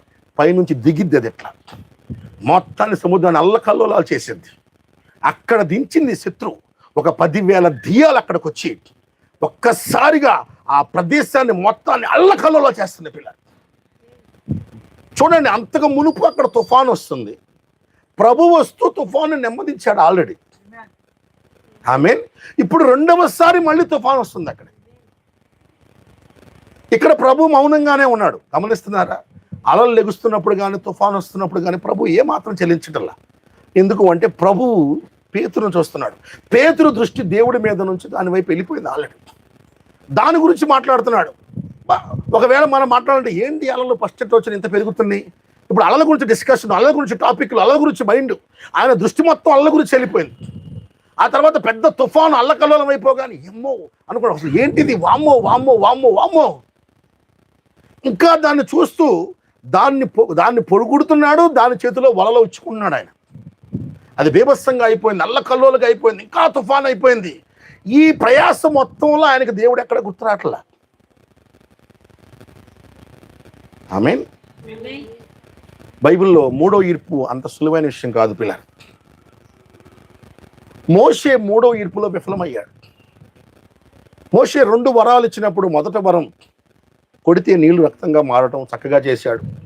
రెండవది కొడితే అద్భుతాలు చేసి కప్పలు వచ్చి అనేకమైన వచ్చి నీళ్లు రక్తంగా మారి, మొదటిది స్వస్థత కదా, రెండవది కర్ర పాముగా మారటం. 2 చాలా బాగా చేశాడు. మోషే దేవుడు వరాలను వాడటంలో చాలా చక్కగా విధేయుడుగా ఉండగలిగాడు. సో మొదటి ఈర్పు, రెండవ ఈర్పులు వరాలు వాడే పరిచర్యలో చాలా సక్సెస్ అయ్యాడు. కానీ అసలైన పరిచర్య ఏంటంటే పిల్లలు, దేవుడు మనల్ని వరాలు వాడమని కాదు, మనము దేవుని స్వరాన్ని వాడి కార్యాలు చేయాలి పిల్లలు. పలుకబడిన మాటతో మనం అన్ని విజయాలు పొందుకోవాలి. దేవుణ్ణి మాటను వాడమన్నాడు. మోషే నా మాటను పలుకు, నువ్వు పలికితే ఇప్పుడు నీకు ఈ రాయి నీకు లోపడుద్ది మోషే అన్నాడు. ఆమేన్. అంతకుముందు నీళ్లు కావాలంటే దేవుడు ఏమన్నాడు, వెళ్ళి రాయిని కొట్టు నీళ్ళు వస్తాయి అన్నాడు. యుద్ధం చేయాలన్నాడు, వెళ్ళి కర్రెత్తు యుద్ధం జరుగుద్ది అన్నాడు. ప్రతి చోట నువ్వు గిఫ్ట్ వాడు దేవుడు తలంతులు వాడు అన్నాడు. కానీ దేవుడు అతని పరిచర్యను ఇంకా పెంచాలనుకుంటున్నాడు. ఆమేన్. ఎందుకంటే దేవుడు ఎప్పుడు మనల్ని, పిల్లవాడు 10వ తరగతి అయిపోతే ఇంటర్ అయిపోతే డిగ్రీ, వాడు లక్ష్యాన్ని చేరుకునే వరకు పైకి వెళ్తాడు కానీ కిందకి రాడు కదా పిల్లారా. ఇంటర్ చదివిన తర్వాత తీసుకొచ్చి 3 తరగతులు వేస్తామా? ఏం కదా, దేవుడు పైకే తీసుకెళ్తాడు. దేవుడు కూడా సంఘాన్ని ఎప్పుడు పైకే తీసుకెళ్దామని చూస్తున్నాడు పిల్లలు. ఆమేన్. దేవుడికి ఒక గురు ఉంది. ఈరోజు నిన్ను పిలవటంలో కూడా నిన్ను ఈ రోజు నుంచి క్రమక్రమేణా పైకి తీసుకెళ్ళాలి దేవుడు. నీ దృష్టి అటుపక్క ఉండకూడదు, ఇటుపక్క ఉండకూడదు, నీ వెనక కూడా ఉండకూడదు పిల్లలు. కొంతమంది నడక ఎలా ఉంటుంది అంటే వెనక చూసి నడుస్తూ ఉంటారు, కప్ప నడక అంటారు. కప్పను చూసారా, 2 అడుగులు ముందుకేసిద్ది, మళ్ళీ వెనక తిరిగి చూసిద్ది, అబ్బో చాలా దూరం వచ్చానే అని. మళ్ళీ కొంచెం ముందుకెళ్ళిద్ది, మళ్ళీ వెనక తిరిగి చూసిద్ది, అబ్బో చాలా దూరం వచ్చానని. మళ్ళీ ముందుకెళ్ళిద్ది, వెనక చూస్తూ ఉంటారు. అంటే వాళ్ళు ఒకప్పుడు నేను ఇటు ఉండేవాడిని, ఇప్పుడు చాలా మారాను చాలా సంతోషంగా ఉంటాడు. మీరు బయటికి వెళ్ళి ఏ సంఘంలోని చర్చిలోకి వెళ్ళే వాళ్ళని అడగండి. ఆ చర్చికి వెళ్ళే వాళ్ళు ఏదైనా పెళ్లి సంబంధం వచ్చింది అనుకుందాం, మా అమ్మాయి అండి లోతరం చర్చికి వెళ్తుంది, చాలా భక్తిపరురాలండి. మా అబ్బాయి అండి బాప్టిస్ట్ చర్చికి వెళ్తాడు, బాగా భక్తిపరుడు అండి. వాళ్ళు ఇళ్లలో కూర్చొని టీవీలు చూడండి, సినిమాలు చూడండి, ఒళ్ళంతా ఆభరణాలు పెట్టుకొని, లేకపోతే మొత్తం అనేక రకాలైన సోకులు ఉండని, కానీ వాళ్ళ దృష్టిలో వాళ్ళు భక్తిపరులు. ఎందుకంటే వీడు కనీసం లోకంలో తాగుతూ తిరుగుతూ ఉన్నాడు, తాగకుండా తిరగకుండా వాడు చర్చిలో కూర్చున్నాడు కనుక వీడితో పోల్చుకొని వాడు భక్తిపరుడు అనుకుంటాడు. అని వెనక్కి తిరిగి చూస్తున్నాడు కానీ ముందుకు చూడలేదు పిల్లలు. ఆత్మీయ జీవితంలో వెనక్కి చూసి నడిచే వాళ్ళు కొందరు ఉంటారు, అటుపక్క ఇటుపక్క చూసి నడిచే వాళ్ళు కొందరు ఉంటారు. కానీ నిన్ను కోరుతుంది దేవుడు ఇటు అటు చూడమంటల్లా, క్రీస్తు వైపు పైకి మాత్రమే చూసి నడమంటాడు పిల్లలు. ఆమేన్. దేవుడి ఉద్దేశం అది, దేవుడు ఒక ప్రణాళిక. మోషేని ఇంకా పైకి తీసుకెళ్ళాలి, ఇంకా ఉన్నతంగా తీసుకెళ్ళాలి, ఇంకా దేవుడు కోరుకున్న దశకు తీసుకెళ్ళాలి. ఏదేం తోటలో మానవుడిని వాడమంది ఏంటంటే పలుకుబడిన మాటను వాడమన్నాడు. ఆమేన్. నువ్వు ప్రార్థన చేస్తే చెట్టు నీకు లోపడుద్దల్లా, ఏమన్నాడు, నువ్వు పలికితే నీకు చెట్టు లోపడుద్దాను. ఆమేన్. హల్లెలూయా. సో అంత స్థితికి మనల్ని తీసుకురావాలనుకుంటున్నాడు పిల్లలు. దేవుడికి ఒక గురి ఉంది. మీరోజు మీ మీద కూడా దేవుడికి ఒక గురి ఉంది. పుట్టిన పిల్లని, ఈ అమ్మాయిని రేపు కలెక్టర్ చేయాలి, లేకపోతే ఈ అమ్మాయిని లేదా ఈ అబ్బాయిని ఒక మంచి పాస్టర్ని చేయాలి, లేకపోతే ఈ అబ్బాయిని మనకు మంచి భక్తిపరుని చేయాలి. ఈరోజు ఒక గురితోనే పిల్లలు పెంచుతాం మనం. లేకపోతే నా బిడ్డ ఒక మంచివాడు కావాలి, ఒక మంచి ప్రయోజకుడు కావాలి, చెడ్డోడు కాకూడదు. ఒక మంచి తల్లిదండ్రులు అయితే గురితోనే పెంచుతారు, అవునా కదా? మరి దేవుడు కూడా నిన్ను పట్టుకున్నాడు అంటే, ఈరోజు ఇక్కడ ఒక సంఘాన్ని స్థాపించాడంటే ఒక గురితోనే పట్టుకున్నాడు ఆయన. ఆయనకంటే ఒక లక్ష్యం ఉందంటారా లేదంటారా పిల్లారా? ఎంతమంది నిజంగా ఆయనకు ఒక లక్ష్యం ఉందని నమ్ముతున్నారు పిల్లారా? ఆమేన్, హల్లెలూయా. ఒక చిన్న అమ్మాయి ఒకరోజు వచ్చింది, ఏమ్మా ఏమవుతా ఉన్నాను. ఏమవటం ఏంటంటే, మా అమ్మాయి డాక్టర్ అవుద్దన్నాడు. కొద్ది రోజులు వెళ్ళిపోతుంటే చిన్న బొమ్మ, శతస్కో బొమ్మ ఉంది, ఆ బొమ్మను తెచ్చి అమ్మాయి మెడలో వేసి మురిసిపోతా ఉన్నారు. రేపు పెద్దయినాక మా అమ్మాయి ఇలా అవుద్దండి అని. ఆ అమ్మాయి ఇంకా అలా కాలా, కానీ ఆ అమ్మాయిని అలా చూడాలని ఆశపడుతున్నారు తల్లిదండ్రులు. ఆ అమ్మాయికి అప్పుడే డాక్టర్ అంటే ఏందో, లాయర్ అంటే ఏందో, లేకపోతే టీచర్ అంటే ఏందో, తల్లి అంటే ఏందో ఏమి తెలియదు. తెలియకపోయినా తల్లిదండ్రుల మనసులో ఉంది ఆలోచన. అవునా? అలాగే ఈరోజు మిమ్మల్ని కన్నా మీ తండ్రికి కూడా మనసులో ఒకటి ఉంది పిల్లలు, ఒక గురి ఉంది. ఆ గురి ఏంటంటే ఏదో మామూలు సంఘంగా చేయడానికి కాదు మిమ్మల్ని పిలిచింది ఆయన. ఆమేన్. ఒక శక్తి కలిగిన సంఘంగా చేద్దామని పిలిచాడు. పొద్దున్న చెప్పాను. అలాగే ఒక మడత మచ్చ కళంకం లేని సంఘంగా చేద్దామని చూస్తున్నాడు పిల్లలు. ఆమేన్. ఇంకా చెప్పాలంటే సాతాను ఒడిగిపోయే సంఘంగా చేయాలి మిమ్మల్ని, ఒక ప్రేమ కలిగిన సంఘంగా చేయాలని. అన్నిటికీ మించి ఒక గొప్ప లక్ష్యం ఆయనకుంది. ఏంటంటే మరణానికి జవాబు చెప్పే సంఘం చేయాలండి. మీ ముందు ప్రతి సాతాను శక్తులు ఓడిపోవాలి. ఆమేన్. మనకున్న ప్రతి అవసరతలు ఓడిపోవాలి. నీ ఆర్థిక అవసరతలు ఓడిపోవాలి. నీ రోగాలు కూడా నీ ముందు ఓడిపోవాలి. ఇంకా చెప్పాలంటే నీ ముసలితనం కూడా నీ ముందు ఓడిపోవాలి పిల్లలు. మరణం కూడా నీ నుంచి పారిపోవాలంట. అంత పెద్ద ఆశ ఆయనకుంది, నీకు లేదు, ఆయనకుంది. ఉంది కాబట్టి నిన్ను ఆ దశకు అంచెలంచెలుగా మార్చడానికి వచ్చాడు ఆయన. ఇందులో మొదటి భాగం ఆ వర్తమానం కలిగిన ఒక ప్రవక్తని దేశానికి పంపటం. ఆ ప్రవక్త వర్తమానాన్ని ఇక్కడ ఒక చోట తయారు చేసి అక్కడ నుంచి ఒక సేవకుని దగ్గర పంపటం. ఇందులో మొదటి స్టెప్ మాత్రమే పిల్లలు. ఇందులో అయిపోలేదు. అది నిన్ను ఎత్తబడే వరకు, నువ్వు మరణాన్ని జయించి ముసలితనాన్ని కూడా జయించి పరిపూర్ణ క్రీస్తు స్వరూపంలో వచ్చి వెళ్ళే వరకు దేవుడు అంచెలంచెలుగా నీ మీద ఒక మహాశిల్పి వల్ల చెక్కుతూనే ఉంటాడు పిల్లలు. నీలో ఆయన స్వరూపం వచ్చే వరకు చెక్కుతూనే ఉంటాడు. ఈ ప్రయాసం మొత్తంలో కూడా నీ దృష్టి ఎన్నడూ దేవుని మీద నుంచి పక్కకి వెళ్ళకూడదు. పొద్దున చెప్పిన వాక్యంలో సంసోను ప్రారంభంలో ఆయన దృష్టి దేవుడి మీదే ఉంది పిల్లలు. తర్వాత చాలా వచ్చినాయి. తర్వాత డబ్బు మీద ఆయన దృష్టి వెళ్ళింది, లేకపోతే ఫిలిస్తీన్ల అమ్మాయిల మీద ఆయన దృష్టి వెళ్ళిపోయింది, రకరకాల వాటి మీద ఆయన దృష్టి వెళ్ళింది. కానీ ప్రారంభంలో ఆయన దృష్టి దేవుని మీదే ఉంది పిల్లలు. ఆమేన్. సో ఇక్కడ చూడండి, ఉజ్జియా ప్రారంభంలో దేవుడి మీద దృష్టి పెట్టి, యెషయా ప్రారంభంలో దేవుడి మీద దృష్టి పెట్టే స్టార్ట్ చేశాడు. కానీ సగం తర్వాత ఏమైందంటే ఒక సేవకుడిని హీరోలే అభిమానించడం స్టార్ట్ చేశాడు. ఎప్పుడైతే ఈయనే నా ఫేవరెట్ హీరో, ఈయన తప్ప నేను ఎవరు ఎన్నో. ఒక బ్రదర్ ఉన్నాడు పాపం, విజయవాడలో ఒక బ్రదరు, పాస్టర్ గారికి తెలుసు. ఆయన అంటాడు, నేను మా చెన్నై సార్ ప్రసంగాలు తప్ప ఎవరు ఎన్నండి అంటాడు. ఆయనే ప్రసంగం ఎవరు చేసినా వీళ్ళెవరికి రాదండి, మా చెన్నై సార్ సూపర్. ఎవరి ప్రసంగం ఎంత అద్భుతమైన ప్రసంగమైనా నచ్చదు, ఆ స్వరమే కావాలి. చాలా డేంజర్ పిల్లలు. కొంతమంది ఇంకొకరు అభిమానులు ఉంటారు, వాళ్ళకి ఇంకొకరికి ఒకరు అభిమానులు. ఒక వ్యక్తికి నువ్వు అభిమానంగా వెళుతున్నంత కాలం నీ దృష్టి క్రీస్తు మీద లేనే లేదు పిల్లలు. కొందరిని శత్రువు ఇంకొక రకమైన కుయుక్తితో వేస్తాడు. అదేం కుయుక్తితో అంటే వాళ్ళ అభిమానం సేవకుడి మీద కాదు కానీ సంఘం మీద ఉంటుంది. శత్రుప్రాప్తులు. మన శత్రువు ఎంత బలమైన వాడంటే నీ సంఘాన్ని క్రీస్తుకు నీకు మధ్యలో తీసుకొని వస్తాడు. ఎలా? ఒక శాఖం చేస్తాడు సంఘాన్ని. ఈరోజు ఒక లూథరన్ సంఘం అనేది ఉంది. అందులో విశ్వాసులకు దేవుడిని చూడలేరు, వాళ్ళు లూథరన్ సంఘాన్ని చూస్తారు. ఒక శాఖను మాత్రమే చూస్తారు. హెబ్రోను సంఘం ఉంది, వాళ్ళు ఎంత గొప్ప ఉద్యమం బయట నడుస్తున్నా వాళ్ళు గుర్తుపట్టరు, ఆ హెబ్రోను అనే బాబు సంఘాన్నే చూస్తూ ఉంటారు. ఒక పెంతెకోస్తు సంఘం ఉంది, దాన్నే చూస్తూ ఉంటారు. దేవునికి వాళ్ళకి మధ్యలో సాతాను సంఘాన్నే తెచ్చిపెట్టాడు. సంఘం దేవుడిచ్చిందే, సంఘం దేవుడి కోసం ఇచ్చిందే, కానీ ఈ సంఘాన్ని వాడుకొని కూడా నిన్ను దేవుడి నుంచి దూరం చేయగలడు సాతాను. ఆమేన్. అంటే సంఘానికి వెళ్ళకూడదా అంటే కాదు పిల్లలు. సంఘాన్ని మనం మానేయాలంటే కాదు, అర్థం అది కాదు. దేవుని కంటే దేన్ని మనం ఎక్కువగా దృష్టి పెట్టకూడదు పిల్లలు. ఆమేన్, హల్లెలూయా. సంఘాన్ని చూసేవాడు సంఘాలు సులువుగా మారతాడు. ఎందుకంటే ఆ సంఘంలో కొంతకాలం నచ్చి అభిమానం ఉన్న తర్వాత ఏదైనా చిన్న తప్పు నచ్చడం కనిపించగానే ఎంతకంటే మంచి సంఘం ఉందామని పోతామని చూస్తారు. ఆ సంఘం వర్తమానం వదిలిపెట్టినా లేదా సంఘ శాఖల్లో కలిసినా తప్ప మరి ఏ కారణంతో కూడా సంఘాన్ని వదిలిపెట్టడానికి దేవుడి వాక్యం ఒప్పుకోదు. అసలు ఒప్పుకోదు పిల్లలు. సంఘం దేవునిది, ఇక్కడికి వచ్చింది దేవుడు, ఇక్కడ స్థాపించే దేవుడు, ఇక్కడ ఉన్న దేవుడు అని నువ్వు దేవుడిని చూస్తున్నంత కాలం నీ సంఘాన్ని వదిలిపెట్టవు, నీ సేవకుని వదిలిపెట్టవు, నీకు ఇచ్చిన దేవుడి స్థానాన్ని కూడా వదిలిపెట్టవు పిల్లలు. ఆమేన్. చూడండి, శత్రువు నిన్ను ఆ దేవుడు చెప్పిన ఉన్నతమైన పరిచర్యలోకి వెళ్లకుండా ఇలా అనేక రకాలమైన వాటిని వాడుకొని ఎంత కుయుక్తిగా నిన్ను మోసం చేస్తాడు చూడండి పిల్లలు. ఆమేన్. రెండవసారి నీ అటెన్షన్ని నీ నుంచి పక్కదారి పట్టించి నీకు శ్రమలు శోధనలు కలగజేసుకొని నేను కొంగదీయగలడు. తెలియకుండా నువ్వు శ్రమల్లోకి వెళ్ళిపోయి ఒకదాని మీద కుంగిపోయి కూడా నీ దృష్టి దేవుని మీద తప్పిపోతూ ఉంటారు పిల్లలు. ఇజ్రాయేలీని వాగ్దాన భూమికి తీసుకెళ్ళినప్పుడు అక్కడున్న బలమైన దేవుణ్ణి చూడకుండా బలమైన శత్రువును చూసేలాగా సాతాను చేశాడు. ఎప్పుడైతే వాళ్ళ సమస్య పెద్దది అనుకున్నారో, లేకపోతే వాళ్ళకు ఉన్నటువంటి శత్రువు పెద్దవాడు అనుకున్నాడు, వాళ్ళు దేవుడిని చూడలేకపోయారు పిల్లలు. ఈరోజు నువ్వు కూడా ఈ రోగం పెద్దది, ఈ కడుపులో నొప్పి పెద్దది, లేకపోతే ఈ షుగర్ పెద్దది, లేకపోతే ఈ క్యాన్సర్ పెద్దది అనుకున్నావు అనుకో, నీ క్రీస్తు కనపడ్డు.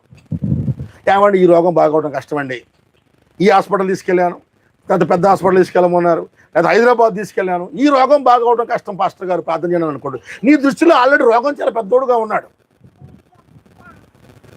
నీ దృష్టిలో నీ సమస్య చాలా పెద్దోడుగా ఉన్నాడు. ఏమండి నాకు ఎక్కడ డబ్బులు దొరకట్లేదండి, లోన్ దొరకట్లేదండి, చాలా కష్టం అండి, కనీసం అప్పైన దొరికేలా ప్రార్థన చేయండి అంటే ఆల్రెడీ నీ దృష్టిలో నీ యొక్క డబ్బు సమస్య దేవుడి కంటే పెద్దది. ఒకరోజు మార్టిన్ లూథర్ గారిని ఒక సేవకుడు, ఆయన సేవ చేస్తున్న రోజుల్లో ఒక పెద్ద రోగం వచ్చేసి, ఆ రోగం వచ్చి ఆ ఊరు మొత్తం అందరూ ఖాళీ చేసి వెళ్ళిపోతున్నారు. విటెన్బర్గ్, మన కరోనా లాంటి రోగం. వాళ్ళ అమ్మా నాన్న వచ్చారు, వాళ్ళు సేవ చేయడానికి ఇష్టం లేదు లూథర్కి. సరే సేవకుడు అయ్యాడు, అప్పటికి పెళ్లి చేసుకున్నాడు, పిల్లలు వచ్చారు. వాళ్ళు ఉండి, బాబు నీ కోసం కాకపోయినా పిల్లల కోసమని వృద్ధి పెట్టిరారా, మన ఊరు వెళ్దాం, వెళ్ళిపోదాం అని. చాలా పెద్ద రోగం, చాలా మంది చచ్చిపోతున్నారు, నువ్వు వదిలిపెట్టినారా అనగానే ఇప్పుడు లూథర్ అంటాడు, నిజమే, యేసుప్రభు లేడు, యేసుప్రభుకి స్వస్థత శక్తి కోల్పోయాడు, ఆయన ఇప్పుడు యెహోవా రాఫాగా లేడు, యేసయ్య కంటి రోగం చాలా పెద్దదైపోయింది నాన్న అనగానే, ఏం మాట్లాడుతున్నావురా అన్నాడు. నిజమే నాన్న, కరోనా యేసయ్య కంటే పెద్ద అయిపోయింది, గుండె జబ్బు యేసయ్య కంటే పెద్ద అయిపోయింది, కాబట్టి ఈ గుండె జబ్బును తీర్చే దేవుడే లేడు అన్నాడు మన భాషలో. అప్పుడు వాళ్ళ నాన్నకి అర్థమైంది, ఏమని, దేవుడు ఉండగా ఈ రోగం నన్ను ఏం చేయగలదు, దేవుడు ఉండగా ఈ శత్రువు ఏం చేయగలదు. నీ మాటల్లో కూడా పిల్లరా నువ్వు ఎప్పుడు దేవునికి ఇష్టమైన దాన్ని ఒప్పుకోవాలి పిల్లలు. ఎందుకంటే నువ్వు ఒప్పుకొనిన దానికి ఆయన ప్రధాన యాజకుడు, నువ్వు ఒప్పుకొని దానికి కాదు. నువ్వు ఏది ఒప్పుకుంటావో అది నీకు చేస్తాడు ఆయన. రెండోది ఉంది. తర్వాత లూథర్ సంఘం బాగా పెరిగిన తర్వాత ఇక ఆ సంఘంలో ఒక సందర్భంలో ఇద్దరు పెద్ద పెద్ద సేవకులు ఒక గ్రూపులుగా ఏర్పడి, వాళ్ళ కొంతమంది విశ్వాసులు, కొంతమంది ఈవెన్ భూస్వాములు, ప్రభువులు వాళ్ళకి సపోర్ట్ చేసి గలిబిలి వాతావరణం వచ్చింది పిల్లలు. ఆ టైంలో ఇక ఎటు వెళ్ళలేక, ఎవరికి సముదాయించలేక లూథర్ ఇంటి నుంచి కూడా బయటకు రాకుండా ఒక 2 వారాలు గదిలోనే పడుకున్నాడు పిల్లలు. 2 వారాలు గదిలోనే పడుకొని ఒక పాస్టర్ గారు వచ్చారు, అమ్మ లూథర్ గారిని కలవాలంటే. లూథర్ లోపల పెద్ద ఒక వెల్లాలో ఉండేవాడు. ఆయన ఉండి అలా ఆవిడ చెప్పేవాడు, క్యాథరిన్ నేను లేనని చెప్పు, పనిలో ఉన్నానని చెప్పు, నాకు మూడ్ లేదని చెప్పు. ఇంకో సేవకుడు వచ్చేవాడు, నేను బిజీగా ఉన్నానని చెప్పు. ఎవరు వచ్చినా కానీ లూథర్ అలాగే చెప్తున్నాడు. ఏమైందండి అంటే, నా ఇంట్రెస్ట్ లేదు, ఎందుకు వచ్చిన సేవ, ఎందుకు వచ్చిన సంఘం, హ్యాపీగా ఉండేవాడిని, ఈ సంఘం, ఈ సమస్యలు, ఈ టెన్షన్లు నా బతుకుని తినేస్తానే అన్నాడు. కొద్ది రోజులు చూసి వాళ్ళ ఆవిడ ఒకరోజు వెళ్ళిపోయి, మన దేశంలో విధవరాలు తెల్ల బట్టలు వేసుకుంటారు కదా, ఆ దేశంలో విధవరాలు నల్ల బట్టలు వేసుకుంటారంట, నల్లటిది పైనుంచి కింద దాకా. ఆమె వెళ్ళిపోయి నల్ల చీర ఒకటి మార్కెట్కి వెళ్ళి కొనుక్కొని వచ్చి ఆమె ఒంటి మీద ఉన్న ఆ బట్టలు తీసేసుకొని మొత్తం ఆ నల్ల బట్టలు మొత్తం వేసుకొని, నల్ల చీర, నల్ల జాకెట్, అంటే నల్ల ఫ్రాకు, మన చీరలు కాదులే, ఆ ఫ్రాకు నల్లటి, ఇది నల్లటిది, పైన క్యాప్ నల్లటిది, గ్లౌజులు నల్లటి, ఇవన్నీ పెట్టుకొని ఆ విధవరాలు బట్టలు వేసుకొని వచ్చింది ఆమె. ఆయన రూమ్లో పడుకొని ఉన్నాడు. ఆమె భార్యనట్టు చూసి, నేను బతికుండగానే విధవరాలు బట్టలు వేసుకున్నావు, నువ్వు ఏమైపోయింది, నీ మొగుడు నేను బతికే ఉన్నాను కదా అంటే, ఆవిడ అవునండి మీరు బతికే ఉన్నారా, నేను అనుకున్నాను యేసయ్య చచ్చిపోయాడు అనుకున్నాను, సంఘానికి పాప ఇప్పుడు నాయకుడిగా ఆయన లేడేమో, ఆయన ఈ సమస్యలు తీర్చలేడేమో, మీరు బాధపడుతుంటే యేసయ్య లేడేమో, ఇంకా ఆయన ప్రాణం పెట్టిన దేవుడు చచ్చిపోయాడేమో, మళ్ళీ రెండోసారి చచ్చిపోయాడేమో, ఇక ఆయన భూమి మీద సంచరించటం లేదేమో, ఈ సమస్యలు ఎవరో తీర్చట్లేదేమో, మీ రోగాన్ని చూసి మీరు పడుకోవటాన్ని చూసి దేవుడు చచ్చిపోయాడు అనుకున్నానండి నేను, అందుకోసం పట్టుకేసుకున్నాను అంత పిల్లలు. అంటే అతను ఆ సమస్యను చూస్తున్నంత కాలం అక్కడ ఉన్న దేవుణ్ణి చూడలేకపోయాడు పిల్లలు. శత్రువు ఎంత కుక్తిపరుడో చూడండి. వెళ్ళిపోయినప్పుడు ఏమండి ఈ చర్చి మంచిది కాదండి, ఈ సంఘం మంచిది కాదండి, ఈ పాస్టర్లు మంచోళ్ళు కాదండి కావచ్చు, కానీ వాళ్ళందరికంటే దేవుడు గొప్పవాడే కాదా పిల్లలు? అవునా కాదా? 100 సంఘాలు బలహీనపడవచ్చు, 1000 సంఘాలు బలహీనపడవచ్చు, చుట్టుపక్కల ఒక్క మంచి నీతి కలిగింది ఒకడు లేకపోవచ్చు నీ చుట్టుపక్కల, ఆయన అందరికంటే బలమైన దేవుడు ఉన్నాడు. ఒక ఆయన అంటాడు, ఏమండి ఈ ప్రాంతం వాళ్ళు మూర్ఖులండి, వీళ్ళు మారండి అన్నాడు. వాళ్ళ మార్చగలిగే దేవుడు ఉన్నాడా లేదా పిల్లలు? అసలు మూర్ఖుడైనా కనీసం వాడికి మైండ్ ఉన్నాడు, మైండ్ లేని పిచ్చోడినే మార్చిన దేవుడు ఆయన. యేసన్న గారు మైండ్ పోయి పిచ్చోడికి తిరుగుతున్నామని మార్చలేదా దేవుడు? అవునా? ఆ ప్రాణం లేని వాడిని తిరిగి లేపిన దేవుడు ఆయన. నీ దృష్టి దేవుడి మీద నుంచి ఎప్పుడైతే దారిపోయిందో పిల్లరా, అప్పుడే శత్రువు పట్టుకుంటాడు. ఈరోజు క్రైస్తవ సంఘాలన్నీ 1S అనే ప్రోగ్రాంలోకి వెళ్తున్నాయి. ఎందుకు వెళ్తున్నాయి తెలుసా? రేపు RSS వాళ్ళు, బీజేపీ వాళ్ళు అందరూ వచ్చేసి చర్చిలను మూసేస్తారు, అప్పుడు మనం గెలవలేము, కాబట్టి ఇప్పుడు అందరం కలుద్దామని చెప్పి లూథరన్, బాప్టిస్టు, మెథడిస్టు అందరూ కలిసి ఈ RSM సంఘాలతో, సౌండ్ సంఘాలతో కలిసిపోతా ఉన్నారు ఇప్పుడు. ఎందుకంటే రేపు వాళ్ళ దెబ్బకు మనం తట్టుకోలేమని భయపడుతున్నారు పిల్లలు. ఒక వర్తమానంలో ఉన్న పాస్టర్ కూడా మొన్న పాస్టర్ యూనియన్లోకి వెళ్ళి కలిసిపోతా ఉన్నాడు. నిజమే పిల్లారా, రేపు అనేక రకాలైన శక్తులు మన మీద లెగవచ్చు, అనేక రకాలైన లెగవచ్చు, కానీ వాళ్ళకంటే బలమైన దేవుడు మనతో ఉన్నాడా లేదా? ఉన్నాడా లేదా పిల్లలు? ఆమేన్. నిన్ను జైల్లో వేసిన అక్కడి నుంచి విడిపించగలిగిన దేవుడు ఉన్నాడు. అసలు నువ్వు తుఫాన్లో ఉన్న విడిపించగలిగిన దేవుడు ఆయన. అవునా కదా పిల్లలు? హల్లెలూయా. అసలు చేప కడుపులో ఉన్నవాడిని కూడా బయటికి సజీవంగా తీసుకొచ్చిన దేవుడు ఆయన. చేప కడుపు పక్కన పెట్టండి, భూమిలో ఉన్నవాడిని తిరిగి బతికించడా లేదా ఆయన? ఆమేన్. యెహోవాకు అసాధ్యమైంది ఏదైనా ఉందా పిల్లలు? ఆయనకు అసాధ్యమైంది సృష్టిలోనే లేదు అసలు. ప్రవక్త అన్నాడు, దేవుడు అన్నాడు ఓడిపోడు, దేవుడికి ఏది అసాధ్యం కూడా కాదు. ఏ స్థితి అయినా, ఏ పరిస్థితి అయినా, ఏదైనా మార్చగలిగిన దేవుడు ఉన్నాడు పిల్లలు. అనేక సార్లు మనుషులు నిరాశకు గురవుతారంటే ఏమన్నా ఆయన ఒక ఆయన దేవుని పెట్టి వెళ్ళిపోయాడు, క్రైస్తవులు పెట్టి వెళ్ళిపోయాడు, ఎందుకంటే ఒక్క మంచి పాస్టర్ లేడండి అన్నాడు. కావచ్చు, కానీ అందరికంటే మంచివాడు దేవుడు ఉన్నాడా లేదా? ఒక ఆయన వర్తమానం వదిలిపెట్టి వెళ్ళిపోయాడు, ఎందుకంటే చూశానండి 15 ఏళ్ళకి ఒక్క మంచి పాస్టర్ లేడు అన్నాడు. అదే మాట. ఆమేన్. కావచ్చు, నిజమేమో మనకు తెలియదు. ఆయన అందరికంటే బలమైన దేవుడైతే బతికే ఉన్నాడు కదా, సంఘంతో ఉన్నాడు కదా. అతను దృష్టి బాలేదు అంతే, అంతేగాని దేవుడేమి చెడిపోవటమో బలహీనం ఉండదు పిల్లారు. ఒక మనిషి దేవుణ్ణి చూడలేకపోవటమే అన్ని సమస్యలకు ప్రధానం పిల్లారు. కానీ చూడండి, దేవుడు శిష్యుల్ని పిలిచినప్పుడు వాళ్ళకి దేవుడు శిష్యరికం నేర్పించడానికి పిలవలా, అని చెప్పిన ప్రతి మాట విలువైంది. ఆయన ఏమన్నా పిలిచినప్పుడు కమ్ ఫాలో మీ అని చెప్పాడు, నన్ను ఫాలో అవ్వండి అన్నాడు. దాని అర్థం ఏంటి? ఎంతవరకు ఫాలో అవ్వాలి అంటే ఆయన ఏం చేస్తే అది చేయమని మనం పిల్లాలి. ఆయన చేస్తే ప్రతిదీ మనం చేయగలం. దేవుడు కారణం అదే. నేను చేయు క్రియలు నా యందు విశ్వసించువాడును చేయను అన్నాడు. నేను బ్రతికినట్టు మీరు కూడా బ్రతకగలరు, నేను ప్రార్థించినట్టు మీరు ప్రార్థించగలరు. నాకు సాధ్యమైంది నా ఆత్మను మీరు పొందుకుంటే మీకు సాధ్యమే అన్నాడు ఆయన. నువ్వు అనొచ్చు, యేసు ప్రభు దేవుడండి, ఆయన ఏదైనా చేయగలడు అనొచ్చు, ఆయనకు అసాధ్యం లేదని. ఇదే మాట నువ్వు దేవుడిని అడిగితే ఏమంటాడు? నాకు అసాధ్యం కాదు, నీకు అసలు అసాధ్యం లేదు అన్నాడు దేవుడు. అవునా కాదు? నమ్ముట నీ వల్ల అయితే నీకేది అసాధ్యం కాదు అన్నాడు. మీరు ఇన్విన్సిబుల్ అని దేవుడు సెలవిస్తూ ఉన్నాడు పిల్లలు. ఇక్కడ చూడండి, 3వ ఈర్పుకి, ఆ గొప్ప పరిచర్యకి దేవుడు మనల్ని ఆ ఉన్నతమైన పరిచర్యకు పిలిచినప్పుడు ప్రారంభం నుంచి కూడా దేవుడు చేసే ప్రతిదీ నువ్వు చేయగలవు. దేవుడు మనలాంటి పాపుల మధ్య పవిత్రంగా జీవించగలిగాడు ఆయన. ఆయన వచ్చినప్పుడు ఈ రోజు ఎంత అవిశ్వాసం ఉందో ఆ రోజు కూడా భూమి మీద అంతే అవిశ్వాసం ఉంది. అన్ని రకాల పాపులు ఉన్నాయి. దేవుడు పెరిగింది ఏ ఊరిలో? నజరేత్ అనే ఊరిలో. ఆ ఊరు మొత్తం ఇజ్రాయేల్ దేశంలోనే అనేక రకాలైన జోదము, తాగుడు, వ్యభిచారము, ఆ మందు కొట్లు విపరీతంగా పాపంతో నిండిపోయిన ఊరంట పిల్లారు. అందుకని ఫిలిప్ అంటాడు, నజరేతులో నుంచి మంచిది ఒక్కటి వచ్చిద్దా అంటాడు. ఆ ఊర్లో ఒక్కడు మంచివాడు ఉన్నాడా? ఒక్క అమ్మాయి మంచి అమ్మాయి ఉందా?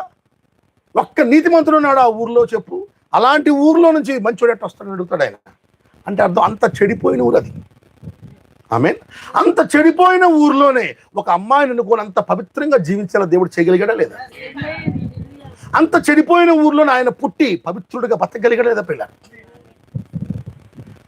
ఇక్కడ 2 గుంపులు ఉంటాయి. దేవుడు నీ ముందు ఒక కార్యాన్ని చేసినప్పుడు ఆ కార్యాన్ని బట్టి దేవుణ్ణి అభిమానిస్తూ ఆరాధిస్తూ అంతటితో ఆగిపోయే వాళ్ళు కొంతమంది ఉంటారు.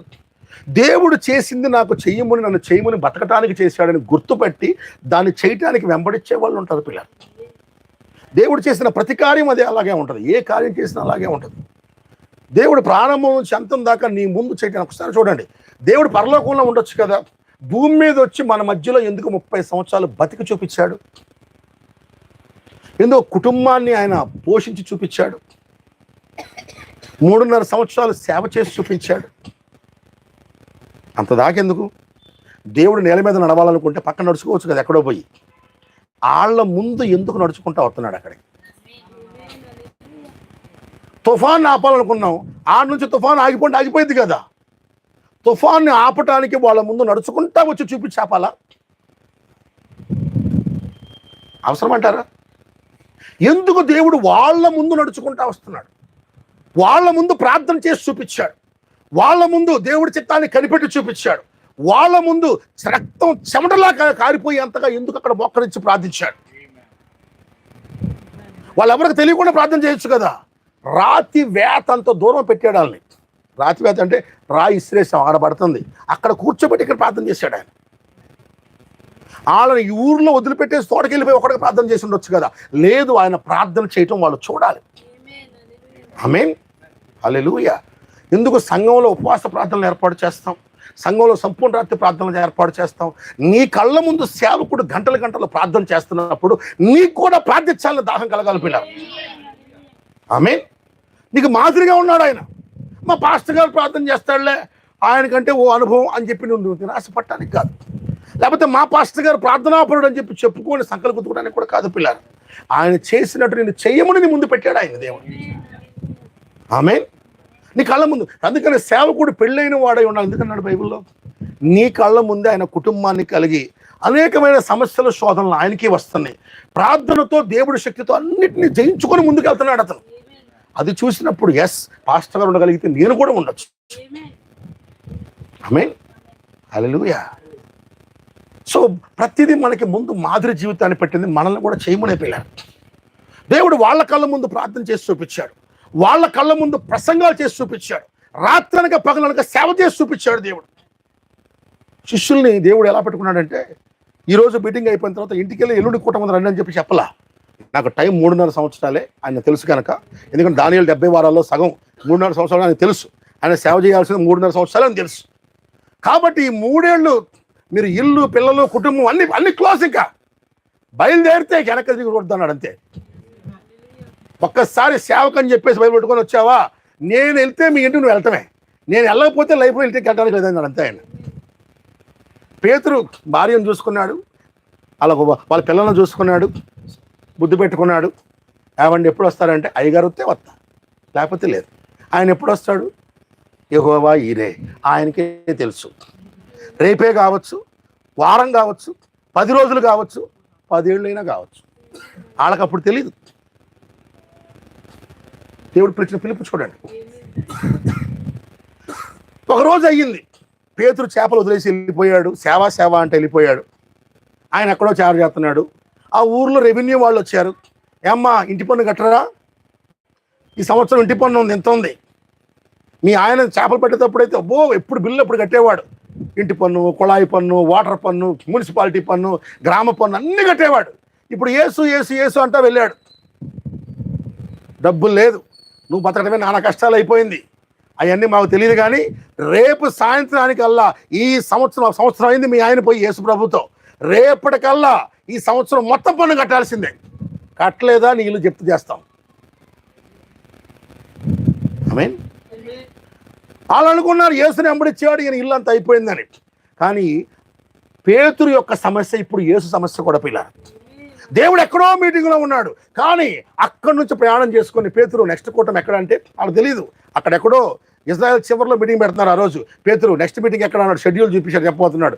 నెక్స్ట్ మీటింగ్ మీ ఊర్లోనే చెప్పాడు. మరి ఉంటారు ఎక్కడ ప్రభావం అన్నాడు, మీ ఇంట్లోనే అన్నాడు దేవుడు. అదే రోజు పాప పేతురు అత్తగారు జ్వరంతో బాధపడుతుందంట.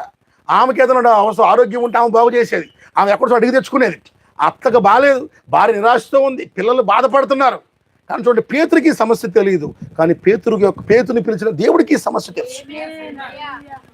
ఆయన నిన్ను పిలిచినప్పుడు నిన్ను గూర్చి పూర్తి శ్రద్ధ వహించడానికి పిలిచాడు. పిల్లలు, నీ భారం మొత్తం ఆయన పట్టుకున్నాడు. ఇప్పుడు నీ సమస్య నీది కాదు. అందుకే వాళ్ళని 3.5 years నాన్ స్టాప్గా తిప్పుకున్నాడు దేవుడు. ఎందుకంటే ఆయన ఎలా సేవ చేస్తారో కూడా చూడాలి. ఆయన ఉదయం సేవ చేసి రాత్రిపూట పడుకొని, రండి రా తోమా, నా కాళ్ళకు, అంద్రయ్య రా, నా ఒళ్ళు పట్టు, ఇట్రా యోహాను తలకు నూనె పెట్టు, మసాజ్ కొట్టండి, పాట పాడండి రా, కొట్టండి రా, ఈ టైపు చేయాలి ఆయన. వాళ్ళు అన్నం తింటే ఈయన పోయి వడ్డించాడు. పిల్లలు, నేను రక్షించబడిన కొత్తలో నాకు వాక్యం చెప్పిన పాస్టర్ గారు, ఆయన సివిల్ ఇంజనీర్, వివాహం చేసుకోవాల, ప్రభు కొరకు జీవిస్తూ ఉన్నాడు.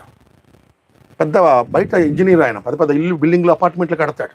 ఆయన ఇంట్లోకి వెళ్తే అక్కడ అన్నం పెట్టి అక్కడ ఒక ఆమె వచ్చి వండి వెళ్ళిపోతాం, ముసలావిడ. అన్నం పెట్టడానికి కూర్చుంటే నేను అందరూ కూర్చున్నప్పటికీ చాలామంది సేవకులను చూశాను. ఫస్ట్ టైం ఆ సేవకుడు ఇంట్లోకి వెళ్ళినప్పుడు పెట్టి ఆయన వచ్చి అన్నం వడ్డిస్తున్నాడు. పిల్లలు, ఒక పాస్టర్ అంటేనే అప్పట్లో గొప్పగా చూస్తూ ఉండే వయసు నాకు. ఇప్పటికీ గొప్ప ఫీలింగే, మరొక రకమైన గొప్ప. అప్పటికి పాస్టర్తో మనం మాట్లాడకూడదు, వాళ్ళు ఎట్లా ఉంటారు అనుకునే మైండ్. ఆయన ఇంటికి వెళ్తే ఆయన అక్కడ కూర్చోబెట్టి, మమ్మల్ని కూర్చోబెట్టి మీరు తినండి అని చెప్పి ఆయన వడ్డిస్తున్న కళ్ళము నీళ్ళు వచ్చేసినాయి నాకు. ఏంటి పాస్టర్ గారు మీరు వడ్డిస్తున్నారంటే, ఏముంది నాన్న, తిను తిను తిను తిను తిను అని. యేసు ప్రభువే శిష్యులకు ఆయన వడ్డించాడు అన్నాడు.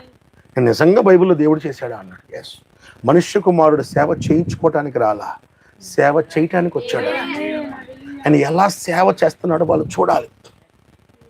దేవుడు చాలా జాలి కలిగిన వాడు, చాలా శ్రద్ధ కలిగిన వాడు. నిన్న మొన్న ఒక వాక్యం చెప్తా ఉన్నాను. దేవుడు ఎంత భారంతో ఉన్నా ఆయన దగ్గరకు అవసరంతో వచ్చిన వాడిని ఎన్నడూ తృణీకరించాడు. ఆయన లోక పాపాన్ని మోయటానికి ఆయన ప్రాణాన్ని పెట్టడానికి పోబోతున్నాడు. ఒక రోజు యెరూషలేములోకి వెళ్ళి ప్రాణత్యాగం చేయబోతున్నాడు. ఆయన దృష్టి మొత్తం ఆ సిలువను ఎలా జయించాలని పెద్ద పెట్టాడు. ఎందుకంటే ఆయన సిలువ కోసం పరదేశంలో ఉన్నటువంటి ఆ పరిశుద్ధులు అందరూ ఎదురు చూస్తున్నారు. యోబు, అబ్రహాం అందరూ ఎదురు చూస్తున్నారు. ఆయన వచ్చి సిలువ మీద ప్రాణం పెట్టి మమ్మల్ని పైకి లేపుతాడని.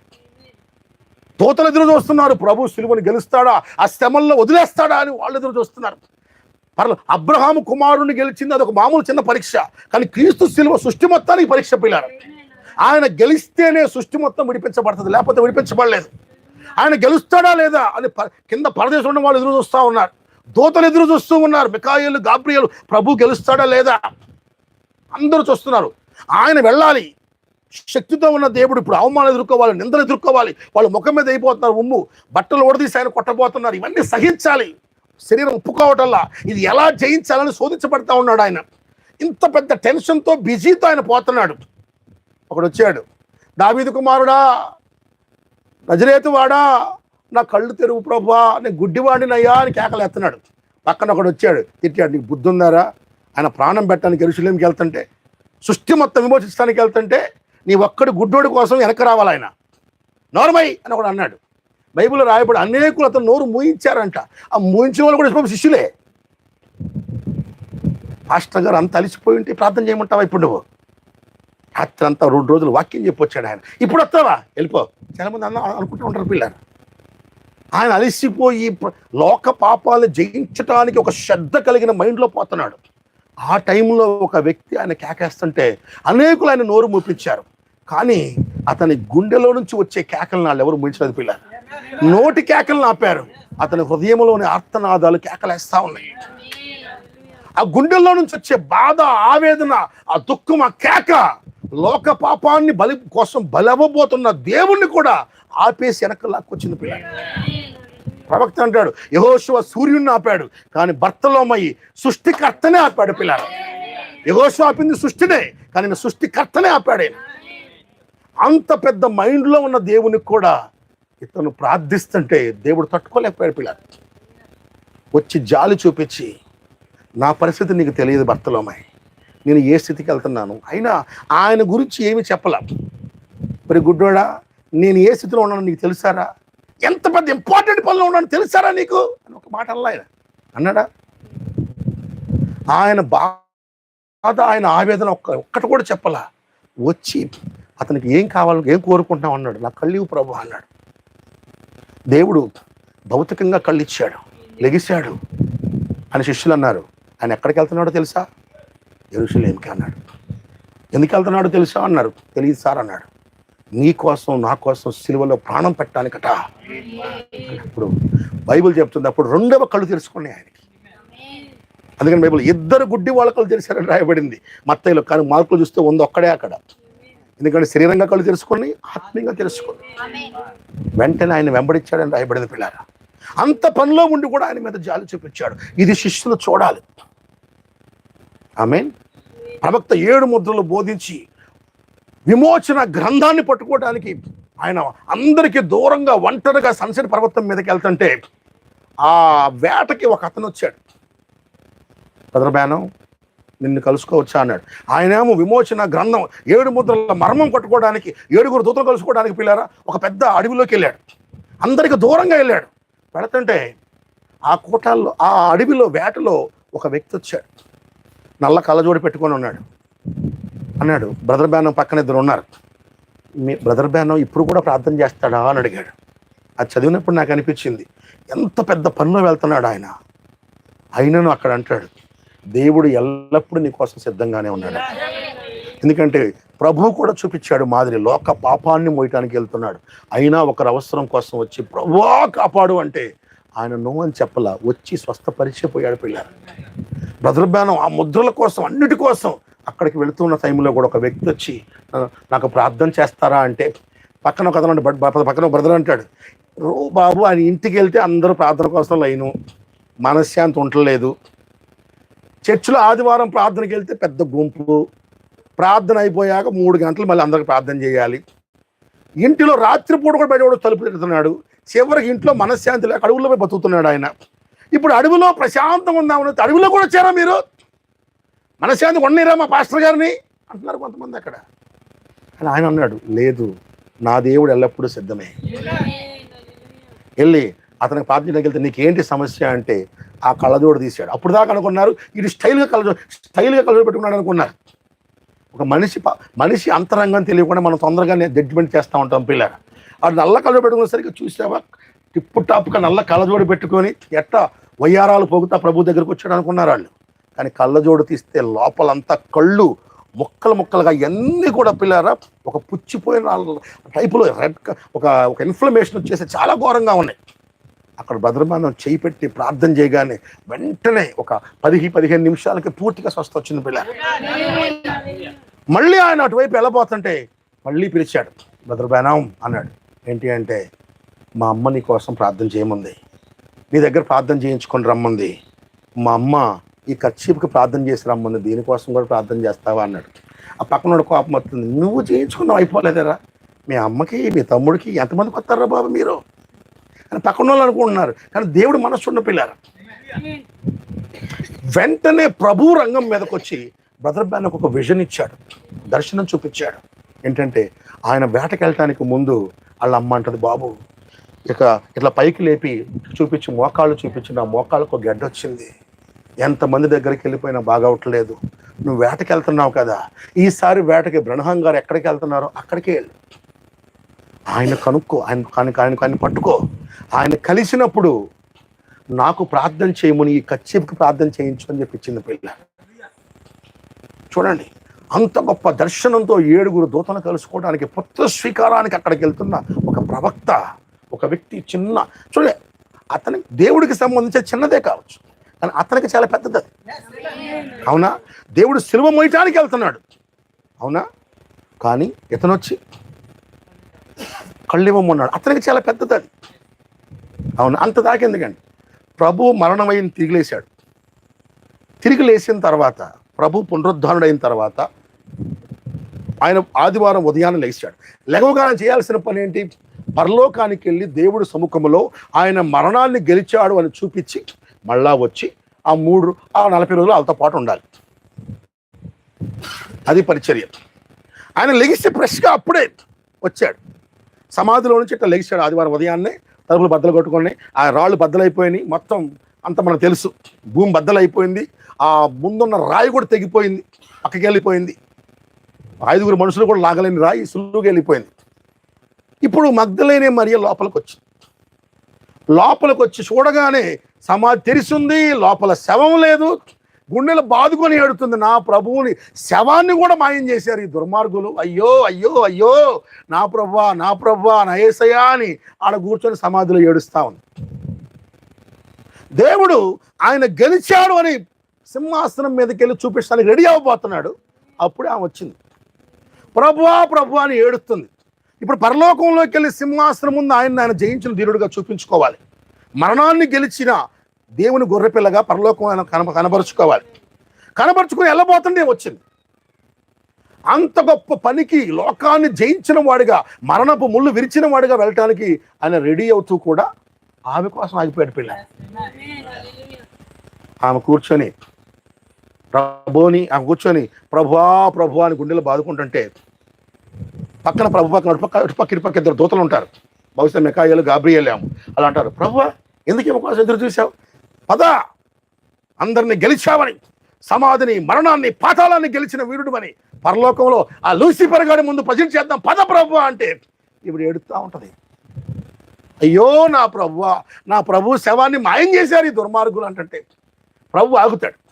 వాళ్ళు మళ్ళా అంటారు, ఏంది ప్రభువా శవాన్ని మాయం చేయటం, ఇక్కడే ఉన్నావుగా, ఏడితే ఏడ్చిందిలే పద ప్రభువా అంటాడు. ఆమెను ఓదారుద్దాం మికాయేలు అంటాడు. ఈవినా అంటాడు.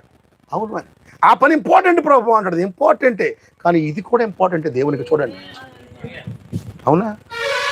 ఆయన మళ్ళీ వెళ్ళబోతుంటే ఆమె గుండెలు బాదుకొని నా ప్రభువా అని ఏడుస్తుంటే అప్పుడు ప్రభు ఆమెకు తనను తాను బయలుపరుచుకుంటాడు, కనపడేలా చేస్తాడు.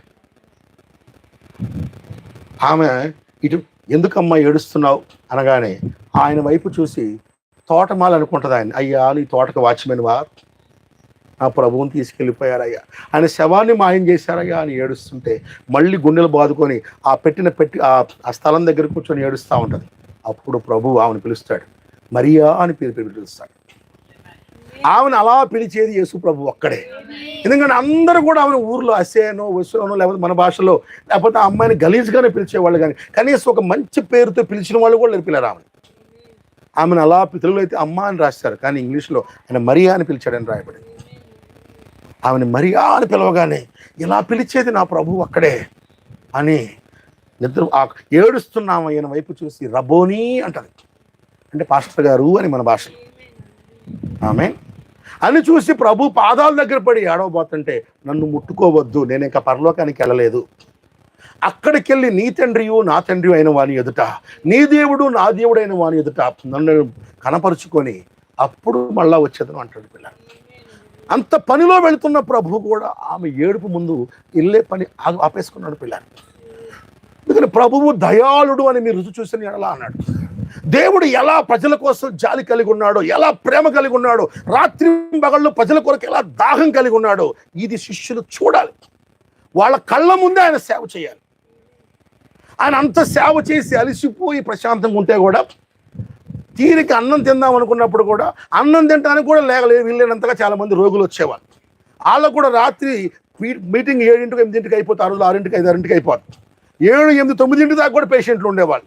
అయిపోయిన తర్వాత అన్నం తినేసి ప్రశాంతంగా పడుకుందామంటే కూడా అప్పుడు కొంతమంది తల తెక్కేదోళ్ళు వచ్చేవాళ్ళు పిల్లలు వచ్చి స్వస్థతలు నిజంగా ఉన్నాయంటావని ప్రశ్నలు వేస్తారు కొంతమంది. ఒరే ఉదయం నుంచి ఇప్పుడు దాకా ఎంతమంది బాగయ్యారు, మీరు ఇప్పుడు ప్రశ్నలు వేస్తున్నారు ఏంటంటే మా సంఘంలో మా బైబిల్ కాదు ఇలా చెప్పారండి, యేసు స్వస్థత చేసేది బయలు చెప్పు వల్లంట. ఇంకొకటి వస్తాడు, ఏమయ్యా నువ్వు మెస్సయ్యం అంటున్నారు కదా, నువ్వు మెస్సయ్యమని రుజువేంటి?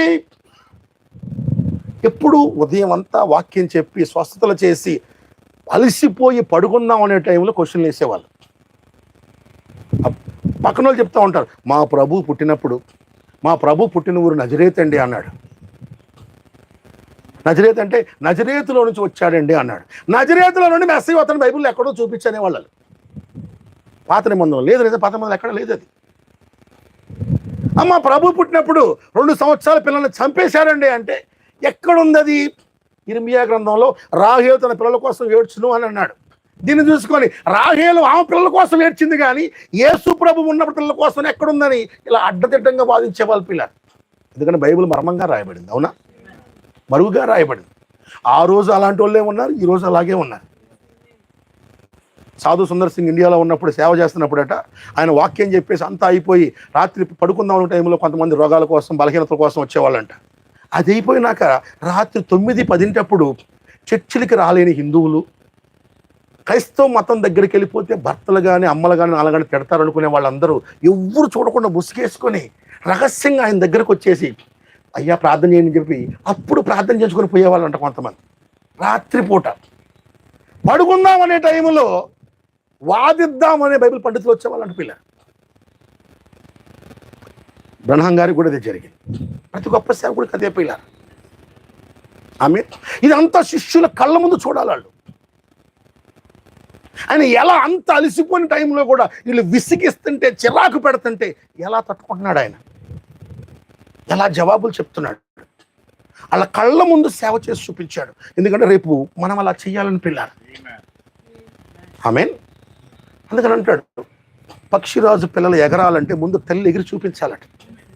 అంటే మనము గొప్ప దానిలోకి వెళ్ళాలి అంటే, ఉన్నతంగా వెళ్ళాలంటే మన కళ్ళ ముందు ఒకరిని లేపి దేవుడు చూపిస్తూ ఉంటాడు పిల్లలు. అందుకని ప్రతి తరానికి ఒక వర్తమానికుని పంపి ఆయన జీవితం ద్వారా ఆ సంఘానికి దేవుడు బయలుపరుచుకుంటా ఉన్నాడు. ఆమేన్. చూడండి, ఆయన స్వస్థతలు చేశాడు, వాళ్ళు చూశారు. అందుకనే ప్రభు కొంతకాలం అయిపోయినాక వాళ్ళ ఇద్దరిని పంపించాడు. వాళ్ళు కూడా స్వస్థతలు చేసి రాగలిగారు, అవునా కాదు? అది మొదటి ఏడ్పు. తర్వాత ప్రభు ఇంకా పరిచయలో ఉన్నతం కలిగిన తర్వాత వాళ్ళ హృదయంలో లోపల రహస్యాలు పట్టుకోగలిగాడు దేవుడు, అవునా కాదు? అవునా? లోపల మనసులో ఏముందో చెప్పేయగలిగాడు. అందుకే పేతురు కూడా అననీయ సప్పీరా వస్తున్నప్పుడు వాళ్ళ మనసులో ఏముందో చెప్పగలిగాడు పిల్లలు. ఆయన మీరు ఎంతగా అమ్మారా అంటే అవును అన్నారు. మీరు ఎంతగా అమ్మారో తెలుసు, ఎంతగా అమ్మారు మొత్తం చెప్పాడు పేతురు. ఎందుకంటే అపోస్తలులు రెండో ఈడ్పును కూడా చూస్తున్నారు పిల్లలు. ఆమేన్. సో 2 ఈడ్పులు చూసిన అపోస్తలుల్ని, అంత గొప్ప కార్యాలు చూసిన అపోస్తలు ఇప్పుడు అన్నిటికంటే ఉన్నతమైన 3వ ఈడ్పు పరిచర్య ఉంది, గొప్ప పరిచర్య ఉంది. ఏంటంటే ఆయనే భూమి మీదకి వచ్చిన పరిపూర్ణ మానవుడు లేక పరిపూర్ణ దేవుడు అని చెప్పి అని చూపించాలి పిల్లలు. ఆమేన్. ఇంకా చెప్పాలంటే ఆదాము కోల్పోయిన సమస్తాన్ని జయించిన 2వ ఆదాముని ఆయన చూపించాలి. ఇంకా చెప్పాలంటే ఆదాము భూమి మీద ఎలా ఉండేవాడని చెప్పి చూపిద్దాం అనుకున్నాడు ఆయన. ఆదాము నీళ్ళ మీద నడిచేవాడు. ఆమేన్. హల్లెలూయా. అది వీళ్ళకి చూపించాలి. ఎందుకంటే నీళ్ల కంటే కూడా మీరు గొప్ప వాళ్ళని మనకు చెప్పడానికి పిల్లలు. జలములలో పడి వెళ్ళిన అవి నీ మీద పొర్లి పారమని దేవుడు లేఖనంలో రాశాడు. అప్పుడు దాకా ఎవరు నీళ్ళ పడ్డ మునిగిపోతున్నారు, కానీ ఆ మాట అబద్ధం కాదు. నీళ్ల మీద కూడా నువ్వు నడవగలవని ఆయన నడిచి చూపించాడు పిల్లలు.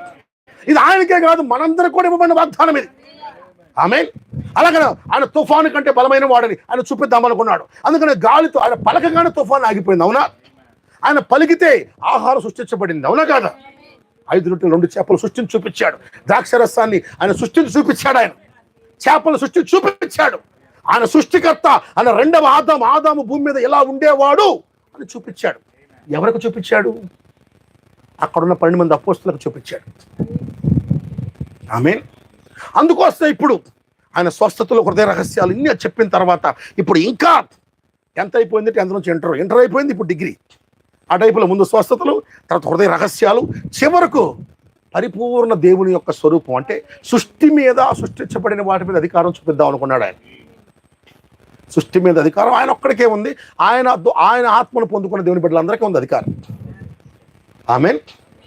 దేవుడు ఎందుకు చూపిస్తున్నాడు? మనం చెయ్యాలని, మనం పొందుకోవాలని. అందుకోసమే బైబిల్ చెప్తుంది బలవంతాన పంపించాడంట. వాళ్ళు వెళ్ళలా. మీరు వెళ్ళండి, నేను లేకుండా వెళ్ళండి అని పంపించాడు ఆయన. వాళ్ళు వెళుతున్నప్పుడు ఒక పెద్ద తుఫాన్ వచ్చింది. దేవుడు ఇక్కడి నుంచి ఆ పలికి ఆపేయచ్చు, మాట్లాడి కంట్రోల్ చేయొచ్చు, కానీ ఆయన ఉద్దేశం అది కాదు. ఈయన నీళ్ళ మీద నడవటం వాళ్ళు చూడాలి, ఈయన తుఫాన్ ఆపటం వాళ్ళు చూడాలి. దేవునికి ఉన్న శక్తి ఏంటో మనం చూడాలి. రేపు మనం అది పొందుకోవాలి. ఆమేన్. అందుకోసమే మధ్యరాత్రి 12 గంటలప్పుడు 4వ జామున అని రాయబడింది, జాములు. సో తెల్లారి 12 గంటల నుంచి 2 గంటల మధ్యలో ఆ టైంలో ఆ తుఫాను అనిపిస్తూ ఆపేసి ఆయన నీళ్ళ మీద నడుచుకుంటా ఓడలో వెళుతున్న వాళ్ళ దగ్గర నడుచుకుంటా వస్తున్నాడు ఆయన. ఆ నడుచుకుంటా రావటాన్ని ఓడలో ఉన్న 12 మంది అపోస్తలులు చూస్తున్నారు. ఓడ ఊగుతా ఉంది. ఆయన వస్తుంటే తుఫాను ఆగిపోయింది. ఆయన నీళ్ళ మీద నడుస్తున్నాడు. నీళ్లు పైకి కిందకి పొంగుతానే ఉన్నాయి. చాలా మంది అనుకుంటారు నీళ్లు పొంగట్లేదు, ఐస్ ముక్క అయింది, ఐస్ ముక్క మీద నడిచి వచ్చాడని. ఆయన ఐస్ మీద నడవలా, నీళ్ళ మీద నడిచి వచ్చాడు ఆయన. ఆమేన్. హల్లెలూయా. ఆయన చేసిన ప్రతిదీ నువ్వు నేను చేయమని చేశాడు పిల్లలు. నువ్వు నేను చేయగలమని చూపించడానికి చేశాడు ఆయన. నడుచుకోండి, ఒక్కడిగా నడుచుకోవచ్చు, ఆయన ఎవరు ఎప్పుడు నడుచుకోవచ్చు. వీళ్ళ ముందు ఎందుకు నడుచుకుంటూ వస్తున్నాడు? 7వ దూతను కూడా పాత నిబంధనలో ఒక పంట వచ్చినప్పుడు మొదటి పన్ను రాగానే ఏం చేస్తారంటే ఆ మొదటి పన్నును తీసుకెళ్ళి ఆలయంలో తీసుకెళ్తారు. ఫస్ట్ మనం వరి పన్ను వేస్తాం, ఫస్ట్ కంకి వచ్చింది, ఆ ఫస్ట్ కంకిని తీసుకెళ్ళి పాస్టర్ గారికి ఇస్తారు. ఈగానే ఆయన తీసుకుంటాడు, యేసుక్రీస్తు నామములో దీన్ని దేవునికి సమర్పిస్తున్నాను అని మన భాషలో చెప్పాలి. వెళ్ళిపోయి వెళ్తాడు, ఆలయంలోకి వెళ్తాడు, బలిపీఠం దగ్గరికి వెళ్తాడు, యేసుక్రీస్తు నామంలో దీనికి చూపిస్తున్నాను అంటాడు. గంగాళం దగ్గరికి వెళ్తాడు, యేసుక్రీస్తు నామంలో. లేకపోతే ప్రతిదాని దగ్గరికి వెళ్ళి ఆలయం మొత్తం దాన్ని చూపించుకుంటా వస్తాడు పిల్లలు. అలా చేయమని దేవుడు చెప్పాడు యూదులకి. ఎందుకు వాళ్ళకి అర్థం కాల? దాని అర్థం దేవుడు మనకి వివరించాడు పిల్ల. ఆమేన్. దేవుడు ఒక సేవకుడు, ఒక దేవుని బిడ్డ పరిపూర్ణమైన దశకు వచ్చినప్పుడు అతని జీవితాన్ని అందరి ముందు చూపిస్తూ ఉంటాడు. ఎందుకు? నువ్వెలా బతకగలవు. ఎందుకంటే దేవుని ఆలయం మనమేనా కాదు, మనందరం దేవుని ఆలయం. మన అందరి ముందు ఆ సేవకుడు జీవితాన్ని అల్లాడింపచేస్తూ ఉంటాడు. ఎందుకు? సేవకుడిని మెచ్చుకోమని కాదు, ఆయన హీరోని చేయమని కాదు, అలా నువ్వు కూడా బతకగలమని చెప్పడానికి పిల్లలు. అది నీకు కూడా సాధ్యమని చెప్పడానికి. ఆమేన్. హల్లెలూయా. సో యేసు ప్రభు వాళ్ళ ముందు నేల మీద నడుచుకుంటూ వచ్చాడు. ఆయన నడుచుకుంటూ వస్తున్నప్పుడు 12 మంది నీళ్ళలో చూస్తున్నారు. ఒకడు అన్నాడు, వచ్చే దేవుడు కాదనుకుంటారా, దెయ్యం అనుకుంటారు. ప్రభువునే వెంబడించాడు, 3 ఏళ్ళు ఆయనతో ఉన్నాడు. ఆయన నేల మీద వస్తుంటే దెయ్యం దెయ్యం దెయ్యం దెయ్యం అని అడుగుతున్నాడు. దీని అర్థం రేపు 3వ ఈర్పు మన మధ్యలో జరిగినప్పుడు, రేపు ఇదే వర్తమానంలో ఉండే చాలా మంది కూడా ఇది దెయ్యం, ఇది సాతాను, ఇది సాతాను సాతాను అని బోల్డ్ ఎంతమంది అంటారు పిల్లలు. ఇప్పటికే అగ్నిస్తంభాన్ని అపకాశం చేస్తున్నారు, మేఘాన్ని అపకాశం చేస్తున్నారు. అగ్నిస్తంభం పౌలు దగ్గరకు వచ్చిందంటే ఓకే, అగ్నిస్తంభం మోషే దగ్గరకు వచ్చిందంటే ఓకే, సరే. ఇంకా అదే అగ్నిస్తంభంగా దేవుడు 1933లో విలియం బ్రన్నాం గారి దగ్గరికి వచ్చాడంటే అది నమ్మే వాళ్ళకు కూడా కొంతమంది ఓకే, నమ్మే వాళ్ళకైతే అది ఓకే కాదు. ఈ వర్తమానం నమ్మే వాళ్ళలో కూడా అదే అగ్నిస్తంభం ఈ పాస్టర్ దగ్గరికి వచ్చిందని చెప్పామనుకో, ఇది అంత అబద్ధం అండి అంటారు. ఇదే అగ్నిస్తంభం మీ పాస్టర్ గారి దగ్గరికి వచ్చింది అన్నాం, అబద్ధం అయిద్దా? దేవుడు రాలేడా? నేను ఆయన దగ్గరికే వస్తా, బ్రన్నాం గారి దగ్గరికి, పౌల్ దగ్గరికే వస్తా, ఇంకెవరి దగ్గర నేను రాను అంటాడు దేవుడు? అన్నాడా? దేవుడు ఇజ్రాయేలీలో మోషే దగ్గరికి అగ్నిస్తంభంగా వచ్చాడు. అదే దేవుడు 20 లక్షల మంది పైన కూడా అగ్నిస్తంభంగా వచ్చాడా లేదా? అందరి దగ్గరకు వచ్చాడా లేదా? చూసి ఆ మేఘాన్ని అందరూ చూసేలా చేసాడా లేదా? ఇంకా చెప్పండి, మోషే దగ్గరికి మేఘం వస్తే నల్లగా వచ్చింది, వీళ్ళందరి దగ్గరికి చక్కగా బులుగు రంగులో మేఘం వచ్చింది. ఆమేన్. ఎందుకంటే మోషే దగ్గరకు వచ్చిన మేఘంలో మోషే కనపడలా, అర్థం కాల ఆయనకి, కానీ వీళ్ళకి వచ్చిన మేఘంలో వచ్చింది దేవుడు అర్థమైంది వాళ్ళకి. దేవుడు తనను తాను మనకి చూపించాలని ఆశపడుతున్నాడు. ఆమేన్. దేవుడు ప్రవక్త దగ్గరికే కాదు, ఆ వర్తమానం ఒక చోట టేప్ వేసుకుంటుంటే టేప్ మీద అగ్నిస్తంభంగా వచ్చాడు ఆయన. టేపు మాట, ఆ టేపు కోసం దేవుడు ఏం ప్రాణం పెట్టలా, ఆ టేపు కోసం దేవుడు కష్టాలు పడలా, ఆ టేప్ రికార్డర్ కోసం దేవుడు కష్టాలు పడ్డాడా? లేదు. ప్రాణం పెట్టిన టేప్ రికార్డర్ మీదకి అగ్నిస్తంభంగా వస్తే ప్రాణం పెట్టిన నీ మీదకి అగ్నిస్తంభంగా రాగలడా లేదా దేవుడు? అసాధ్యమా దేవునికి? అదే ఈరోజు పలానా సేవకుడి దగ్గరకు అగ్నిస్తంభంగా దేవుడు వచ్చాడంటే నేను నమ్మనండి అంటారు. అగ్నిస్తంభం ఏంటంటే నాకు దెయ్యం అంటారు. ప్రభువుని 3 ఏళ్ళు వెంబడిచ్చే 3వ ఈర్పు జరుగుతుంటే దెయ్యం దెయ్యం దెయ్యం దెయ్యం అని కూర్చున్నారు వాళ్ళు. ఆయన స్వస్థత చేస్తుంటే మా ప్రభు గొప్పవాడు యేసయ్య అన్నారు. హృదయంలో ఉన్న రహస్యాలు చెప్తుంటే మా ప్రభు చాలా గొప్పవాడు అన్నాడు. అదే ప్రభు వాళ్ళ ముందు నేల మీద నడుచుకుంటా వస్తుంటే, ఆయన రాత్రిపూట నేల మీద నడుచుకుంటా వస్తుంటే అక్కడ చూడండి, నా ప్రభు చాలా గొప్పవాడు, మరణం కంటే కూడా గొప్పవాడని ప్రభువుని పొగుడుతున్నాడు కొంతమంది. ప్రభువును చూసి దెయ్యంరా దెయ్యంరా దెయ్యంరా అని వణికిపోతున్నారు కొంతమంది. అందరూ కూడా ఆయన వెంబడిస్తున్న వాళ్ళే. కానీ ఇంకో గుంపు ఉంది, అక్కడ 3 రకాల గుంపులు ఉన్నారు. మా ప్రభు గ్రేట్ అని చెప్పుకుంటుంది కొంతమంది, అసలు ప్రభువే కాదు దెయ్యం అని చెప్పుకుంటుంది కొంతమంది. కానీ ఒక్క వ్యక్తి మాత్రం 12 మందిలో దేవుడు చెప్పిన మాటను గుర్తెచ్చుకున్నాడు. దేవుడు ఆయన నడవాలి అనుకుంటే ఒక్కడే నడవచ్చు కదా, ఎందుకు మా ముందు నడుస్తున్నాడు? మా ముందు చూపిస్తున్నాడు. ఆయన మా ముందు సేవ చేసి చూపించాడు అంటే మమ్మల్ని చేయమని, మా ముందు ప్రార్థించి చూపించాడు మమ్మల్ని చేయమని, మా ముందు కష్టపడి చూపించాడు మమ్మల్ని కష్టపడమని, మా ముందు శ్రమలు జయించి చూపించాడు మమ్మల్ని కూడా జయించమని, మా ముందు ప్రజల మీద జాలి చూపించాడు మమ్మల్ని కూడా చూపించమని. ఈరోజు మా ముందు నీళ్ళ మీద నడుస్తున్నాడు అంటే మమ్మల్ని అందరూ కూడా నడవమని అని ఒక వ్యక్తి గుర్తుపట్టాడు పిల్ల. ఆమేన్. పేతురు గుర్తుపట్టి కూర్చున్నవాడు ఇలా లెగిశాడు. లేవగానే పక్కనోడు ఏంద్రా లెగిసావు, కూర్చో, నువ్వు చేయి పట్టుకొని లాగుతున్నారు కొంతమంది పీతలలాగా. భారతీయులందరూ పీతలు అంట. ఒక ఆయన చెప్పాడు, పీతలను కనుక ఒక బకెట్లో వేస్తే అవి బయటికి వెళ్ళిపోవంట. ఎందుకంటే ఒక్క పీత బయటికి వెళ్దాం అనుకున్న 4 పీత వెనక్కి లాగుతూ ఉంటాయంట. ఏడకపోతావురా, రారా రారా రారా రారా, అందరం నరకానికే పోదాం రండిరా అని. అందరం ఇదే, నువ్వెక్కడా అని. పేతురు దేవుని మాట జ్ఞాపకం వచ్చి లెగుస్తూ ఉంటే అందరు ఆపుతున్నారు. పేతురు ఎందుకు లెగుతున్నావు అన్నాడు. ఆయన నీళ్ళ మీద నడుస్తున్నాడు. దానికి అర్థం ఏంటంటే మనల్ని కూడా నడవమని అన్నాడు. కొంతమంది అన్నారు, అబ్బా నువ్వు ప్రభు అంత గొప్ప అంటారా, నువ్వు పేతురు, నువ్వు ప్రవక్తనే ఇమిటేట్ చేస్తున్నావా, బ్రహ్మంగారులాగా ఉందామని ట్రై చేస్తున్నావా, నువ్వు పౌల్లాగా ఉందామని ట్రై చేస్తున్నావా, అంత బలుపారా నీకు, అంత గర్వమారా నీకు అనే వ్యర్థమైన పదాలు పలికే వాళ్ళు కూడా ఉన్నారు ఈరోజు వర్తమానం. పిల్లలు అన్నారు కాబట్టి, విన్నాను కాబట్టి చెప్తున్నారు, లేకపోతే అవసరం ఏముంది పిల్లలు. నిజానికి దేవుడు చేసిందే మనల్ని చేయమని, దేవుడు ప్రవక్త జీవితాన్ని 3వ వైపు చూపించిందే మనల్ని పొందుకోమని చూపించాడు ఆయన. మరే కారణంతో కాదు, మనల్ని కూడా చేయమనే దేవుడు పిలుస్తా ఉంది. చిత్రం చూడండి, దేవుడు పిలిచిన పనిని ఎవరైతే గుర్తుపడుతున్నారో వాళ్ళు పక్కన వాళ్ళు తిడుతున్నారు. లేవగానే పేతురు ఎందుకు వెళ్తున్నావు అన్నాడు. పక్కన ఒక అతను చెప్పాడు, ప్రభు మనకు చెప్పాడారా రమ్మని, నేను చేసే మీరు కూడా చేయండి అని చెప్పాడా, ఆయన నీళ్ళ మీద నడుపుతుంటే మనల్ని కూడా నడవమనిరా అన్నాడు.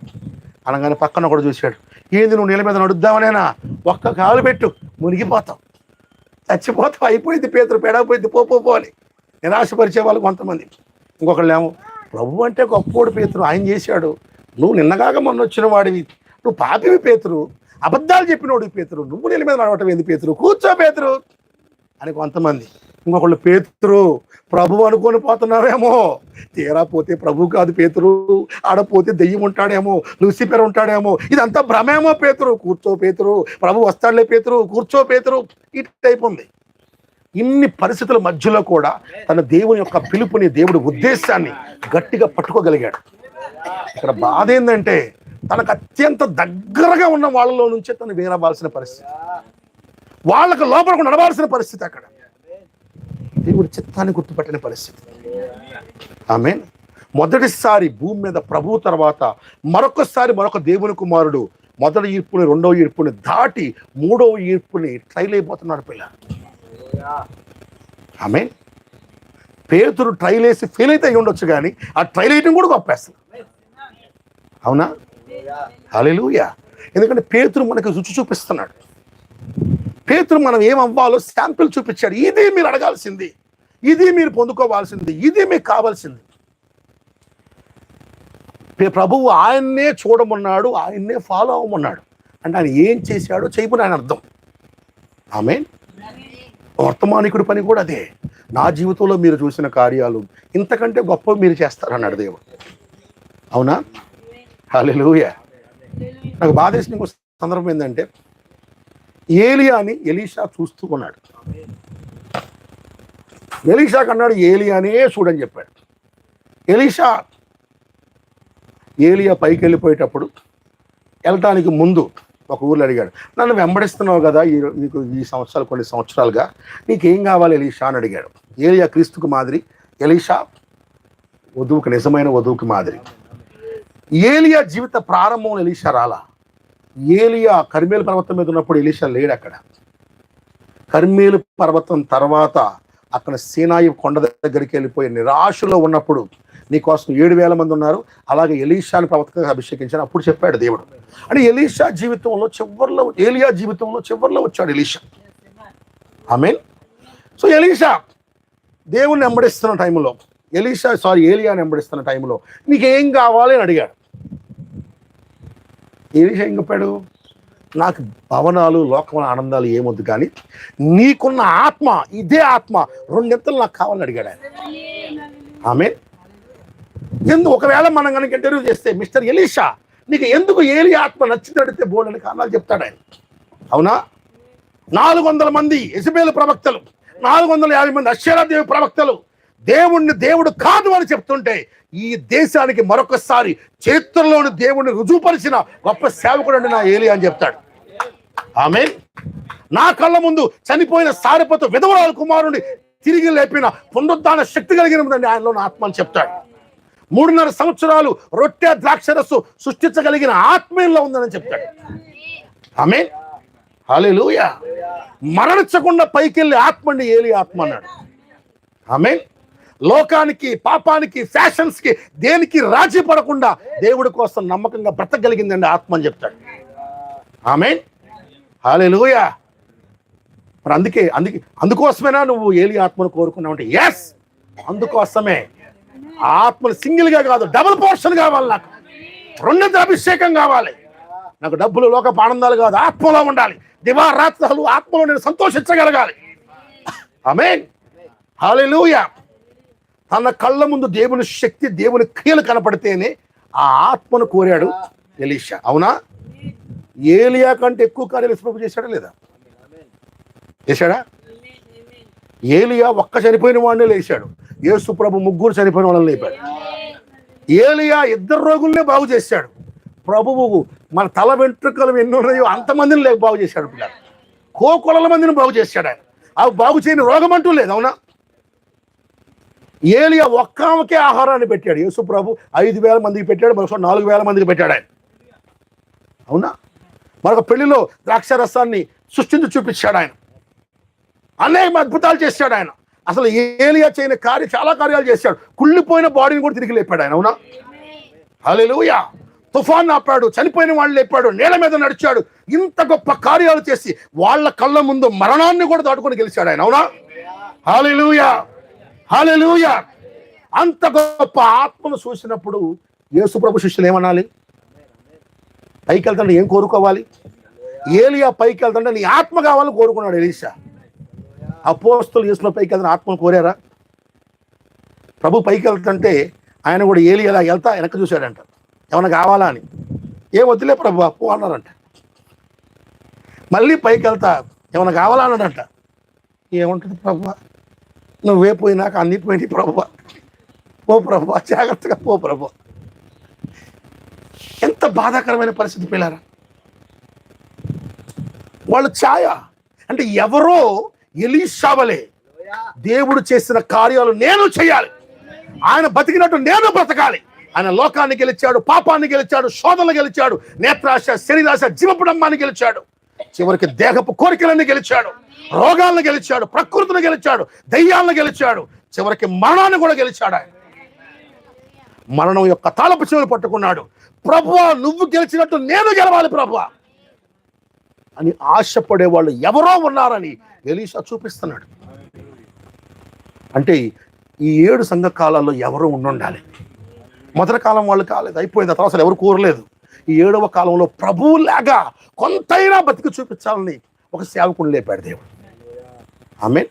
మొదటి ఈర్పు, 2వ ఈర్పు చేశాడు, 3వ ఈర్పుని ఈయన దగ్గర సక్సెస్ చేశాడు. మొదటిసారి బ్రహ్మం గారు అన్న ఆయన దగ్గర చేసినాక, ప్రభువా నేను మరణాన్ని కూడా గెలిచి పైకి వెళ్తానంటే, నువ్వు సహజంగా చనిపోవు కానీ నేను బలవంతాన్ని చంపేస్తాను యాక్సిడెంట్లో అని 1.5 సంవత్సరం ముందే చెప్పాడు. నేను భౌతికంగా సహజంగా చనిపోలేను. I will not die with any natural death. నేను చావను. పుత్రశిఖరం దశకెళ్ళాడు ఆయన. కానీ సమయం రాలేదు గనక ప్రభు నన్ను బలవంతాన భూమిని తీసుకోపోతున్నాడు. దీని అర్థం ఏంటి అన్నాడు. నాలో 2 ఈర్పులు మాత్రమే ముగించబడ్డాయి. ఆ 3వ ఈర్పు పేతురు ట్రై చేశాడు, కొంత విఫలమయ్యాడు. ఆ తర్వాత ఎవరు అడగలేదు. చివరి కాలంలో ఈయన మళ్ళీ చేశాడు. కానీ ఆ 3వ ఈర్పు కోసం, ఆ పరిపూర్ణ దేవుని స్వరూపం కోసం, ఆ పరిపూర్ణ శక్తి కోసం, క్రీస్తులాగా పూర్తిగా బ్రతకడం కోసం దాహం కలిగిన వాళ్ళు భూమి మీద కొంతమంది రాబోతున్నారు అన్నాడు. ఆమేన్. వాళ్ళ గురి ప్రభువులాగా బ్రతకాలంతే. ఆయనంత ప్రేమ కావాలి, ఆయనంత శక్తి కావాలి. ఆయన భూమి మీద ఏమేమి కార్యాలు చేశాడో అదే కార్యాలు చేయాలి. అది మాత్రమే గురి కలిగి, ఆనాడు ఎలీషా ఎట్లాగైతే నీ ఆత్మ నాకు కావాలన్నాడు, ప్రభువా నీ ఆత్మ సంపూర్ణత నాకు కావాలి, అది మాత్రమే గురి కలిగిన వాళ్ళ కోసం దేవుడు చూస్తున్నాడు. హల్లెలూయా. హల్లెలూయా. ఈరోజు మిమ్మల్ని పిలుస్తున్నందుకే పిల్లారా, ఈరోజు ప్రభు వచ్చేసి ఆయన అంత గొప్ప కార్యాలు చూపించిన క్రైస్తవ సంఘాల దగ్గర అన్నిటికి వెళ్ళాం. బాబు దేవుడిని నమ్మావు కదా, నీకు ఏం కావాలంటే, ఏం కావాలండి? మంచి ఇల్లు, మంచి పిల్లలు, మంచి కుటుంబం, మంచి జీవితం, మంచి జీతం, మంచి డబ్బులు, హ్యాపీ, అంతేనా? అంతే. కొంతమంది దగ్గరికి వెళ్ళాం, కొంచెం ఆత్మీయమైన భౌతికమైన వాటి నుంచి ఆత్మీయమైన వాటికి మారుతారు. వీటితో పాటు కొంచెం మనశ్శాంతి కావాలి, కొంచెం నెమ్మది కావాలి, ప్రశాంతంగా. ఇంట్లో ఎప్పుడు హ్యాపీగా ఉండాలి, సమాధానంగా ఉండాలి. అంత డబ్బులు లేకపోయినా మనశ్శాంతిగా ఉంటే చాలు, మరీ అంత ఎక్కువ లేకపోయినా ఇంట్లో పీస్ఫుల్గా ఉంటే చాలు. కొంతమంది ఇలా ఆత్మీయంగా కోరతారు, కొంతమంది కొంచెం ఉన్నతంగా కొంచెం వెళ్ళిపోయి వీటితో పాటు ప్రభువా నీ వరాలు కావాలి ప్రభువా అని కోరుకుంటారు. అని దేవుడిని తృప్తిపరచాలంటే ఏం కావాలి పిల్లలు? ఎలీషా అనేక సంవత్సరాలు సేవ చేస్తున్నప్పుడు అనేక మంది ముందు జీవిస్తుంటే కొంతమంది మా ఏలియా చాలా గొప్పవాడిని పొగుడుతున్నారు, కొంతమంది తిడుతున్నారు. కానీ ఏలియా ఆత్మ కావాలి అని ఎవరు ఆశపడలా, నిరాశలో ఉన్నాడు. జీవిత చివరిలో వచ్చాడు ఎలీషా. ఆయన గురి మొత్తం ఒకటే, ఏలియాలో ఏ ఆత్మ ఉందో అదే ఆత్మ కావాలి. ఎలా ఏలియా బ్రతికాడో నేను అలా బ్రతకాలి ప్రభువా, ఎలా జీవించాలో అలా జీవించాలని అది మాత్రమే గురి కలిగారు కొంతమంది. ఆమేన్. ఈరోజు కూడా దేవుడు అదే గురి కలిగిన వాళ్ళ కోసం చూస్తున్నాడు పిల్లలు. ఆమేన్, హల్లెలూయా. వాళ్ళు ఎవరంటే ప్రభువా నీకేం కావాలంటే నాకు నీ ఆత్మ కావాలి ప్రభువా, నీ ఆత్మను ఇచ్చేవరని ఎక్కడి నుంచి లేవను ప్రభువా, నీ ఆత్మ నాకు సంపూర్ణంగా కావాలి నాయన. నీకు ఎంత ప్రేమ ఉందో నాకు అంత ప్రేమ కావాలి, నీకు ఎంత విశ్వాసం ఉందో అంత విశ్వాసం కావాలి. నీ అంత లెవెల్కి నేను రావాలి ప్రభువా, నీ అంత దీనుడుగా నేను మారాలి, నీ అంత ప్రేమతో నేను మారాలి. ఇప్పుడు చూడండి పిల్లలు, ఎటుపోయిన అందరూ ఏ బట్టలు వేసుకున్న ప్రతి ఒక్కరు కూడా చూడండి చీరక జాకెట్కి మ్యాచ్ అయితే లేదో చూస్తారు. ఆవిడ ఉన్నారు చూడండి, పసుపు రంగు బంగారు రంగు ఎంత చక్కగా మ్యాచ్ అయిందో. ఈ సిస్టర్ చూడండి, రోజు అందరూ చూడండి కలర్లు ఎంత మ్యాచ్ అవుతున్నాయో. చీరకి జాకెట్కి మ్యాచ్ కాకపోతేనే మనం ఇష్టపడం, అవునా? చొక్కా ప్యాంటు మ్యాచ్ కాకపోతే ఇష్టపడం. నేను ఎప్పుడు పెడితే ఏ ప్యాంటు కనపడితే ఆ ప్యాంటు చొక్కా అది ఏదో తీసుకుంటా ఉంటా. వెళ్తాను అంటారు ఏందయ్యా పైదానికి కిందానికి ఏమైనా మ్యాచ్ అయిందని అడుగుతూ ఉండేవాళ్ళు చాలామంది. అన్నాను, నా చొక్కా ప్యాంటు మ్యాచ్ అయిందో లేదో నాకు ముఖ్యంగా, నా జీవితం యేసు ప్రభువుకి మ్యాచ్ అవ్వాలి. ఆమేన్. మన సాక్ష్యం, మన జీవితం, మన మాట, మన బ్రతుకు, అలాగే మనకున్న జ్ఞానం, మనకున్న విశ్వాసం, మన పరిశుద్ధత అన్ని ప్రభువుకి మ్యాచ్ అవ్వాలి పిల్లలు. ప్రభువుకు నేను సాటి అయిన సహాయంగా ఉండాలి, ఆయనకి సరిపోయే వధువుగా ఉండాలి, ఆయన సంపూర్ణంగా ఇష్టపడే బిడ్డగా ఉండాలి అనే గురి కలిగిన వాళ్ళ కోసం చూస్తున్నాడు. ఆమేన్. మోషే విఫలమైంది కూడా పలుకుబడిన మాట పరిచర్య దగ్గర. వరాలు వాడమన్నప్పుడు బాగా వాడాడు, పలుకు మోషే అంటే పలకలేకపోయాడు ఆయన. అపోస్తులు కూడా 3వ ఈర్పు దగ్గరే తేలిపోయారు. ఈరోజు ఆ గొప్ప పరిచర్య కోసం నిన్ను నన్ను పిలిచాడు పిల్ల. నేను చేయు క్రియలు ఈ రామన్నపాలెంలో ఉన్న బిడ్డలందరూ కూడా చేయగలరని సాతానికి చూపించాలనుకుంటున్నాడు. ఆమేన్. సాతాను అన్నాడు, ఏంటి ప్రభువా వీళ్ళతో ఈ రామన్నపాలెంలో ఈ చుట్టుపక్కల నుంచి ఆ రావులపాలెం నుంచి వచ్చిన వీళ్ళని తీసుకొని నువ్వు చేసిన కార్యాలు చేస్తావా ప్రభువా? నీకు అంత శక్తి ఉందా ప్రభువా?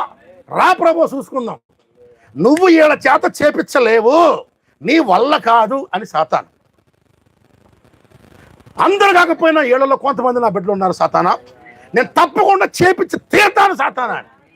దేవుడు ఒకవైపు, నీ వల్ల కాదు ప్రభు అని సాతాను. ఈ రెండిట్లో దేవుడు నువ్వు గెలిపిస్తావా లేదా నీ చేతుల్లో ఉంది. ఆయన అన్నాడు సాతానా, ఆ రోజు నేను భూమి మీద ఉన్నప్పుడు ఆ తుఫాను నేను ఆపాను కదా, నేను తుఫాను ఆపడం కాదు సాతానా, ఇక్కడున్న ఒక్కొక్క చిన్న పిల్లలు లేపి ఈ పిల్లలతో తుఫాను ఆపిస్తాను అన్నాడు. ప్రవక్త దేవుని మర్మమైన క్రీస్తు బయలుపరచబడిన వర్తమానాలు అంటాడు, దేవుడు పరలోకంలో 1963లో కూడా మరి ఒక్కసారి ఛాలెంజ్ చేశాడంట. నిజంగా దేవుడికి ఛాలెంజ్ చేయడం అంటే ఇష్టం పిల్లలు. విలియం జాన్ విక్లిఫ్ అనే ఒక సేవకుడిని, ఆయన అప్పుడు దాకా బైబిల్ 1600 సంవత్సరం అప్పుడు బైబిల్ ఓన్లీ లాటిన్ భాషలో మాత్రమే ఉండేది, మామూలు భాషల్లో ఉండేది కాదు. బైబిల్ని మనం మామూలు భాషల్లోకి మారిస్తే ఈ రోమన్ క్యాథలిక్ వాళ్ళని కొట్టి చంపేవాళ్ళు, బైబిల్ పదాలు పలికితే నాలుగు కోసేవాళ్ళు. ఈ దేశంలో బ్రాహ్మణులు తప్ప బయట వాళ్ళు వేదాలు చదివితే కోసి చేసే అదే పనిని రోమన్ క్యాథలిక్లు కూడా చేశారు. ఒక పిల్లవాడు మత్తయి సువార్త 5, 6, 7 అధ్యాయాలు చదివారని ఆలయంలోకి పిలిచి నాలుగు కోసారు రోమన్ క్యాథలిక్ ఫాదర్లు. అదే ఆత్మ. జాన్ విక్లిఫ్ని ఒకరోజు బైబిల్ని ఇంగ్లీష్ నుంచి లాటిన్ భాష నుంచి ఇంగ్లీష్ భాషలోకి మారిస్తే ఆ మార్చిన బైబిల్ని ఆయన తీసుకొని వెళ్తుంటే ఆయన్ని పట్టుకొని వెళ్ళి కట్టేసి కొరడాలతో కొట్టారు. అయితే కొన ఊపిరితో వదిలిపెట్టారు ఆయన్ని. వెళ్ళిపోయేటప్పుడు వెనక్కి వచ్చి అంటాడు, ఓ రోమన్ క్యాథలిక్ బిషప్పులు, రెవరెండ్లు అందరూ, ఓ ఆర్చ్ బిషప్పులారా, నేను ఒక్కడిని బైబిల్ చదివానని చెప్పేసి బైబిల్ని ఇంగ్లీష్లోకి మార్చానని ఇంత ప్రాణం చేశారు కదా, ఊర్లో ఉన్న చిన్న పిల్లాడు కూడా మీ ఫాదర్ల కంటే ఎక్కువ బైబిల్ చదివేలా చేస్తానన్నాడు ఆయన. ఈ ఇంగ్లాండ్లో అడుక్కునే పిల్లవాడు, అడుక్కునే వ్యక్తి కొడుకు కూడా మత్తయి, మార్కు, లూకా, యోహాన్లో వాక్యాలకు వాడు నీకు చెప్పేలా చేస్తున్నాడు ఆయన. ఒక 10 ఏళ్లలో చెప్పింది చేసి చూపించాడు పిల్లలు ఆయన. ఆమెన్. నాగలు దున్నుకునే వ్యక్తి పిల్లలు కూడా వచ్చి బైబిల్ చదివేలా చేశాడు ఆయన. వెళ్ళిపోయి జర్మనీ పారిపోయి జర్మనీలో లూథర్ గారిని పట్టుకొని దేవుడి దగ్గర ప్రార్థన చేసి 10,000 బైబిల్ ఇంగ్లీష్లో ప్రింట్ చేసి ఇంగ్లాండ్లో తెచ్చాడు. తెస్తే విచిత్రం తెలుసా, అది కూడా రోమన్ క్యాథలిక్ వాళ్ళు 10,000 బైబిల్ కొనేసి డబ్బులు ఇచ్చి ఆ 10,000 బైబిల్ని కాల్చేశారు ఫస్ట్. అన్న నువ్వు కాల్చినా పర్వాలేదు, డబ్బులు అయితే వచ్చినాయిగా నాకు అని మొత్తం ఆ డబల్ రేటుకి అమ్మాడు. ఈసారి 20,000 బైబిల్ ప్రింట్ చేశాడు. అందులో 10,000 వాళ్ళు కొని కాల్చారు, ఇంకో 10,000 బైబిల్ అందరికి అందినాయి. ఆ డబ్బులతో మళ్ళీ 20,000 ప్రింట్ చేశాడు. 10,000 వాళ్ళ దగ్గర పోవడం, కాల్చడం, మిగిలిన 10,000 డిస్ట్రిబ్యూట్ చేయటం. అలా 5 ఏళ్ళు జరిగిన తర్వాత అన్నారు, ఎరా విక్లిఫ్ బైబిల్ అన్నీ మనం కొని కాల్చాం కదా, మరి సామాన్యుడు వీళ్ళందరి దగ్గర బైబిల్ ఎట్టొచ్చినాయిరా అంటే అప్పుడు అర్థమైంది వాళ్ళకి. ప్రతిసారి 10,000 ప్రింట్ చేస్తున్నానని చెప్పి 20,000 ప్రింట్ చేసి డబ్బులు ఎక్కువ రేటు పెట్టి వీళ్ళ దగ్గర దుండుకొని హ్యాపీగా బైబిల్ అందరికీ ఫ్రీగా ఇలా చేశాడు. పిల్లలు చేసి ప్రతి పిల్లలు కూడా బైబిల్ చదివేలా చేశాడు ఆయన. వాళ్ళు అన్నారు అసలు చదువు రాదు వీళ్ళకి, పొలాలు దున్నుకునే వాళ్ళు, కోడిగుట్లు అమ్ముకునే వాళ్ళు, చేపలు పట్టుకునే వాళ్ళు, వీళ్ళు ఎట్లా బైబిల్ చదువుతున్నారు అర్థం కాల ఆ రోజు బిషప్లకి. దేవుడు గొప్ప పిల్లలు, గొప్పవాడి చేత చదువుకున్నవాడు బైబిల్ చదివించడం కాదు, సామాన్యుడి చేత, పసి పిల్లోడి చేత బైబిల్ చదివించి నేను చూపిస్తా ఉన్నాడు ఆయన. అతను అది చేయటమే గొప్ప విషయం. అయితే అసలు యేసు ప్రభు సాతానుతో 1963లో నేను చేసిన కార్యాలు భూమి మీద ఉన్నప్పుడు నేను ఎలా ఆపాను, నేను ఇలా తుఫాను ఆపాను, నెలను సృష్టించాను, ఆ కార్యాలు ఒక సామాన్యమైన విశ్వాసం చేసి చూపిస్తున్నాడు.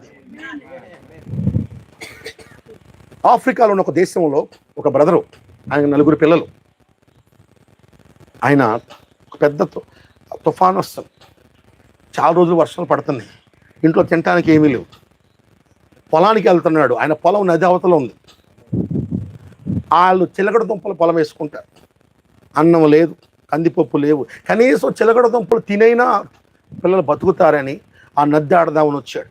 వస్తే నది విపరీతంగా పొంగుతుంది, పైన తుఫాను వస్తుంది. అక్కడ ఒక గుడిసె ఉంటే గుడిసెలో 2 రోజుల పాటు అలాగే ఉన్నాడు పిల్లలు. 2 రోజులు అలాగే ఉన్నాడు. ఇక 3వ రోజు వాన అయిపోయింది. చూస్తే నది పై దాకా పొంగుతుంది, ఇటు నుంచి పక్కకి 1 కిలోమీటర్ దూరం అంత ఉంది నది. అప్పుడు ప్రార్థన చేశాడు, ప్రభువా నా బిడ్డలు ఆకలి తలమటిస్తున్నారు, తినటానికి ఏమీ లేదు, ప్రభువా నాకు సాయం చెయ్యి, నా కృప చూపించు, నా పొలానికి వెళ్ళి రావడానికి ఏదన్నా మార్గం తెరవన్నాడు. ఆయన ఏమనుకున్నాడంటే ఎవరన్నా పడవసుకొని వస్తారేమో, ఎవరన్నా వచ్చి ఆయన నావ మీదో తెప్ప మీద తీసుకెళ్తారేమోనని చాలాసేపు ఎదురు చూస్తున్నాడు. అలా చూస్తూ ఉన్నాడు. ఉదయం 6 నుంచి చూస్తుంటే సమయం 9 దాకా అయింది. దూరాన కొంతమంది బట్టలు ఉతుక్కునే వాళ్ళు వచ్చి దూరాన ఒకవైపు బట్టలు ఉతుక్కుంటున్నారు. ఏ నావ రావట్లా, కనుచూపు మేరలో ఏమీ లేదు. ఒకవైపు బిడ్డల ఏడుపు, ఇంటికి నేను ఖాళీ చేతులు వెళ్తే బిడ్డల ముఖం ఎలా చూడాలి ప్రభువా. ఆయనకి అప్పటికి 5-6 రోజుల నుంచి అన్నం లేదు, ఆకలితో ఉన్నాడు. ప్రార్థించుకుంటా దేవుడి సన్నిధిలో గడిపున్నాడు. అక్కడే కూర్చొని దేవుడి సన్నిధిలో ఆ సమయంలో కూడా ప్రభువా నువ్వు ఏం చేసినా నా మంచికే చేస్తావు, అంతా నా మేలుకే, అన్నీ నా మంచికే, నువ్వు నన్ను ఏం చేసినా నా మంచికే ప్రభువా అని మోకరించి ప్రభువుని స్తుతిస్తూ ఉన్నాడంట. అలా స్తుతిస్తూ ఉంటే ఒక మానవ స్వరం దగ్గరలో ఉండి అతను పలుకుతా ఉందంటే ఏమనంటే, ఎందుకు కూర్చున్నావు లెమ్ము అనగానే ఆ మాట వినగానే ఒళ్ళంతా ఒక అభిషేకం పట్టుకొని తెలియకుండా లేచాడట. నాతో పాటు నడుచుకుంటారా అన్నాడు. ఎవరో ఒక వ్యక్తి నేల మీద నడుస్తున్నట్టుగా అనిపించింది. ఆ అభిషేకం ఆయన పట్టుకునేసరికి అలా అలా అలా వెళ్తున్నాడు. ఆ పొలం నుంచి దూరం నుంచి బట్టలు ఉతికే వాళ్ళు ఉతుకుతా చూసి ఈయనెవడు, ఇదేంటి నదిలోకి వెళ్తున్నాడు, చచ్చిపోతాడా ఏంది నువ్వు నదిలోకి వెళ్తున్నాడు అని చెప్పి వారికి ఆకలేస్తున్నారంట. నువ్వు నాతో పాటు నడువు అని వినపడగానే పిల్లారా అలా నడుస్తూ నీళ్ల మీద అడుగులేసుకుంటూ వచ్చారు పిల్లలు. నేల మీద నడుచుకుంటూ పైన అతను వెళ్తుంటే చూసేవాళ్ళు, ఆ బట్టలు ఉతికే వాళ్ళు కూడా బట్టలు పక్కన పెట్టి ఆశ్చర్యపోయి చూస్తున్నారు ఏంటిదని. 1 కిలోమీటర్ ఉన్న నది నీళ్ల మీద పైన గట్టుల దాకా పొంగుతున్న నది మొత్తం ఈ చివరి నుంచి ఆ చివరి నడుచుకుంటూ వెళ్ళిపోయాడు అతను. అవతల వైపు వెళ్ళి ఆ నది దాటి అవతల వైపు గట్టు దాటి ఆ పొలం దగ్గరికి వెళ్ళిపోయినప్పుడు అభిషేకం అని వదిలిపెట్టింది పిల్లలు. అప్పుడు ఆయన స్పృహలోకి వచ్చాడు. స్పృహలోకి వచ్చి చూసి వెనక్కి తిరిగి చూస్తే కిలోమీటర్ దూరం నది దాటి వచ్చాడు. ఎలా వచ్చాడో అర్థం కాలేదు ఆయనకి. వెళ్ళిపోయాడు. సరే ఎట్టొచ్చాను మరి ఏం గుర్తులేదులే అని వెళ్ళి ఆ పొలంలోకి వెళ్ళాడు.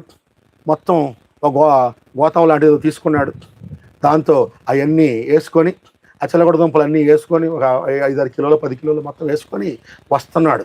అప్పుడు ఈసారి అన్నాడు, ప్రభువా, ఇంతకు ముందు నువ్వు నన్ను ఆత్మలో పట్టుకొచ్చావు, నాకు తెలియలే. ఇది నువ్వే అయితే ప్రభువా, ఇది నీ శక్తి అయితే నేను నమ్ముతున్నాను. నాకు ఈ 5 జ్ఞానేంద్రియాలకు తెలిసేలాగా నన్ను తీసుకెళ్ళి ప్రభు అన్నాడండి. మళ్ళా వచ్చి ఆ నదిలో కాలు పెట్టగానే బురదలో జుర్రు జారుతున్నాడండి. అప్పుడు మళ్ళీ బయటకు వచ్చాడు. మళ్ళీ ప్రార్థన చేయగానే కాళ్ళకు మట్టి అంటింది, నీళ్ళు అంటుకున్నాయి. ఆ మట్టి అంటుకున్న నీళ్ళలో మళ్ళీ దేవుడు అక్కడ అలా వచ్చి, ఏంజల్ ఆఫ్ గాడ్, యెహోవా దూత అనబడిన దేవుడు అలా వచ్చి నాతో నడువు అనగానే అప్పుడు అతను స్పృహలో ఉండి ఆ నీళ్ళ మీద ఒక్కొక్క అడుగు వేసుకుంటా పిల్లారా మొత్తం కిలోమీటర్ దూరం నది యువతలేపుకి వచ్చాడు అతను. వర్తమానంలో అది జరిగి ఇప్పటికి కనీసం ఒక 6 ఏళ్ళు కూడా కాల. జరిగింది జాంబియా అనే దేశంలో జరిగింది సాక్ష్యం. ఆ చర్చి పాస్టర్ గారు కూడా ఇక్కడికి వచ్చారు. మీ చర్చి కూడా వచ్చాడు, చూశారుగా, ఇమ్మానుయేల్ చాలీ గారు. ఆ అద్భుతం దేవుడు జరిగించింది ఎవరితో? అతను ఒక పాస్టర్ కాదు, సువార్థికుడు కాదు, అపోస్తలుడు కాదు, బోధకుడు కాదు, కనీసం సంఘ పెద్ద కూడా కాదు, పాటలు పాడేవాడు కూడా కాదు. అతను చర్చిలో ఒక అనామకుడట. అతని పేరు కూడా సగం మందికి తెలియదు. ఒక సామాన్యుని ఎన్నుకొని అదే అద్భుతాన్ని మన కళ్ళ ముందు చేసి చూపించాడు దేవుడు. అతను ఒక్కడితో కాదు పిల్లారా, ఇక్కడున్న అనేక మందితో దేవుడు చేయాలని ఆశపడుతున్నాడు. ఆయన తుఫాన్ ఆపటం కాదు. తిత్లీ తుఫాన్ వస్తుంది, లేకపోతే లైలా తుఫాన్ వస్తుంది అంటే ఆ తుఫాన్ వస్తుందని అన్ని టీవీల్లో లేకపోతే యూట్యూబ్లో హెచ్చరిక చేస్తే నువ్వు వచ్చే తుఫానా నువ్వు వెనక్కి వెళ్ళిపో అంటే మీలో ఉన్న ఒక చిన్న బిడ్డ చెప్తే కూడా ఇక్కడ తుఫాన్ వెనక్కి వెళ్ళిపోవాలి పిల్లలు. ఆమేన్. ఆయన లాజర్ని చచ్చి కుళ్ళిపోయిన వాడిని పైకి లేపడం కాదు, మీలో ప్రతి ఒక్క చిన్న బిడ్డ కూడా మీరు ఆ శక్తిలోకి వచ్చి చనిపోయిన వారిని మీ ద్వారా లేపించాలనుకుంటున్నాడు. సామాన్యమైన దేవుని ప్రజలతో ఆయన కార్యాలు చేసి నా బిడ్డలు చేయగలరు, నేను చేపిస్తానని ఆయన పరలోకంలో సాతానుతో ఛాలెంజ్ చేశాడు పిల్లలు. మరి ఎంతమంది ఆయన గెలిపించాలని ఆశపడతారు? ప్రభా నన్ను మార్చు ప్రభా, నువ్వు కోరుకుంటే నన్ను చెక్కు ప్రభా, నాకు ఆ శక్తి నీవు, నాకు ఆ భక్తి నీవు, నాకు ఆ ప్రార్థన నీవు, నాకు ఆ ధైర్యాన్ని నీవు ప్రభా అని ఎంతమంది ఈరోజు దేవుడికి సమర్పించుకోగలరు పిల్లారా? హల్లెలూయా, హల్లెలూయా. అటువంటి సమర్పణ మీలో ఉంటే లేచి నిలబడదాం. ప్రభా నన్ను మార్చు, నువ్వు గెలవాలి ప్రభా, ఓ నేనే విజయం అవ్వాలి ప్రభా, నువ్వు చేద్దామనుకున్న కార్యాలు నాకు చేయి ప్రభు అని మరియ దగ్గరకు వచ్చింది.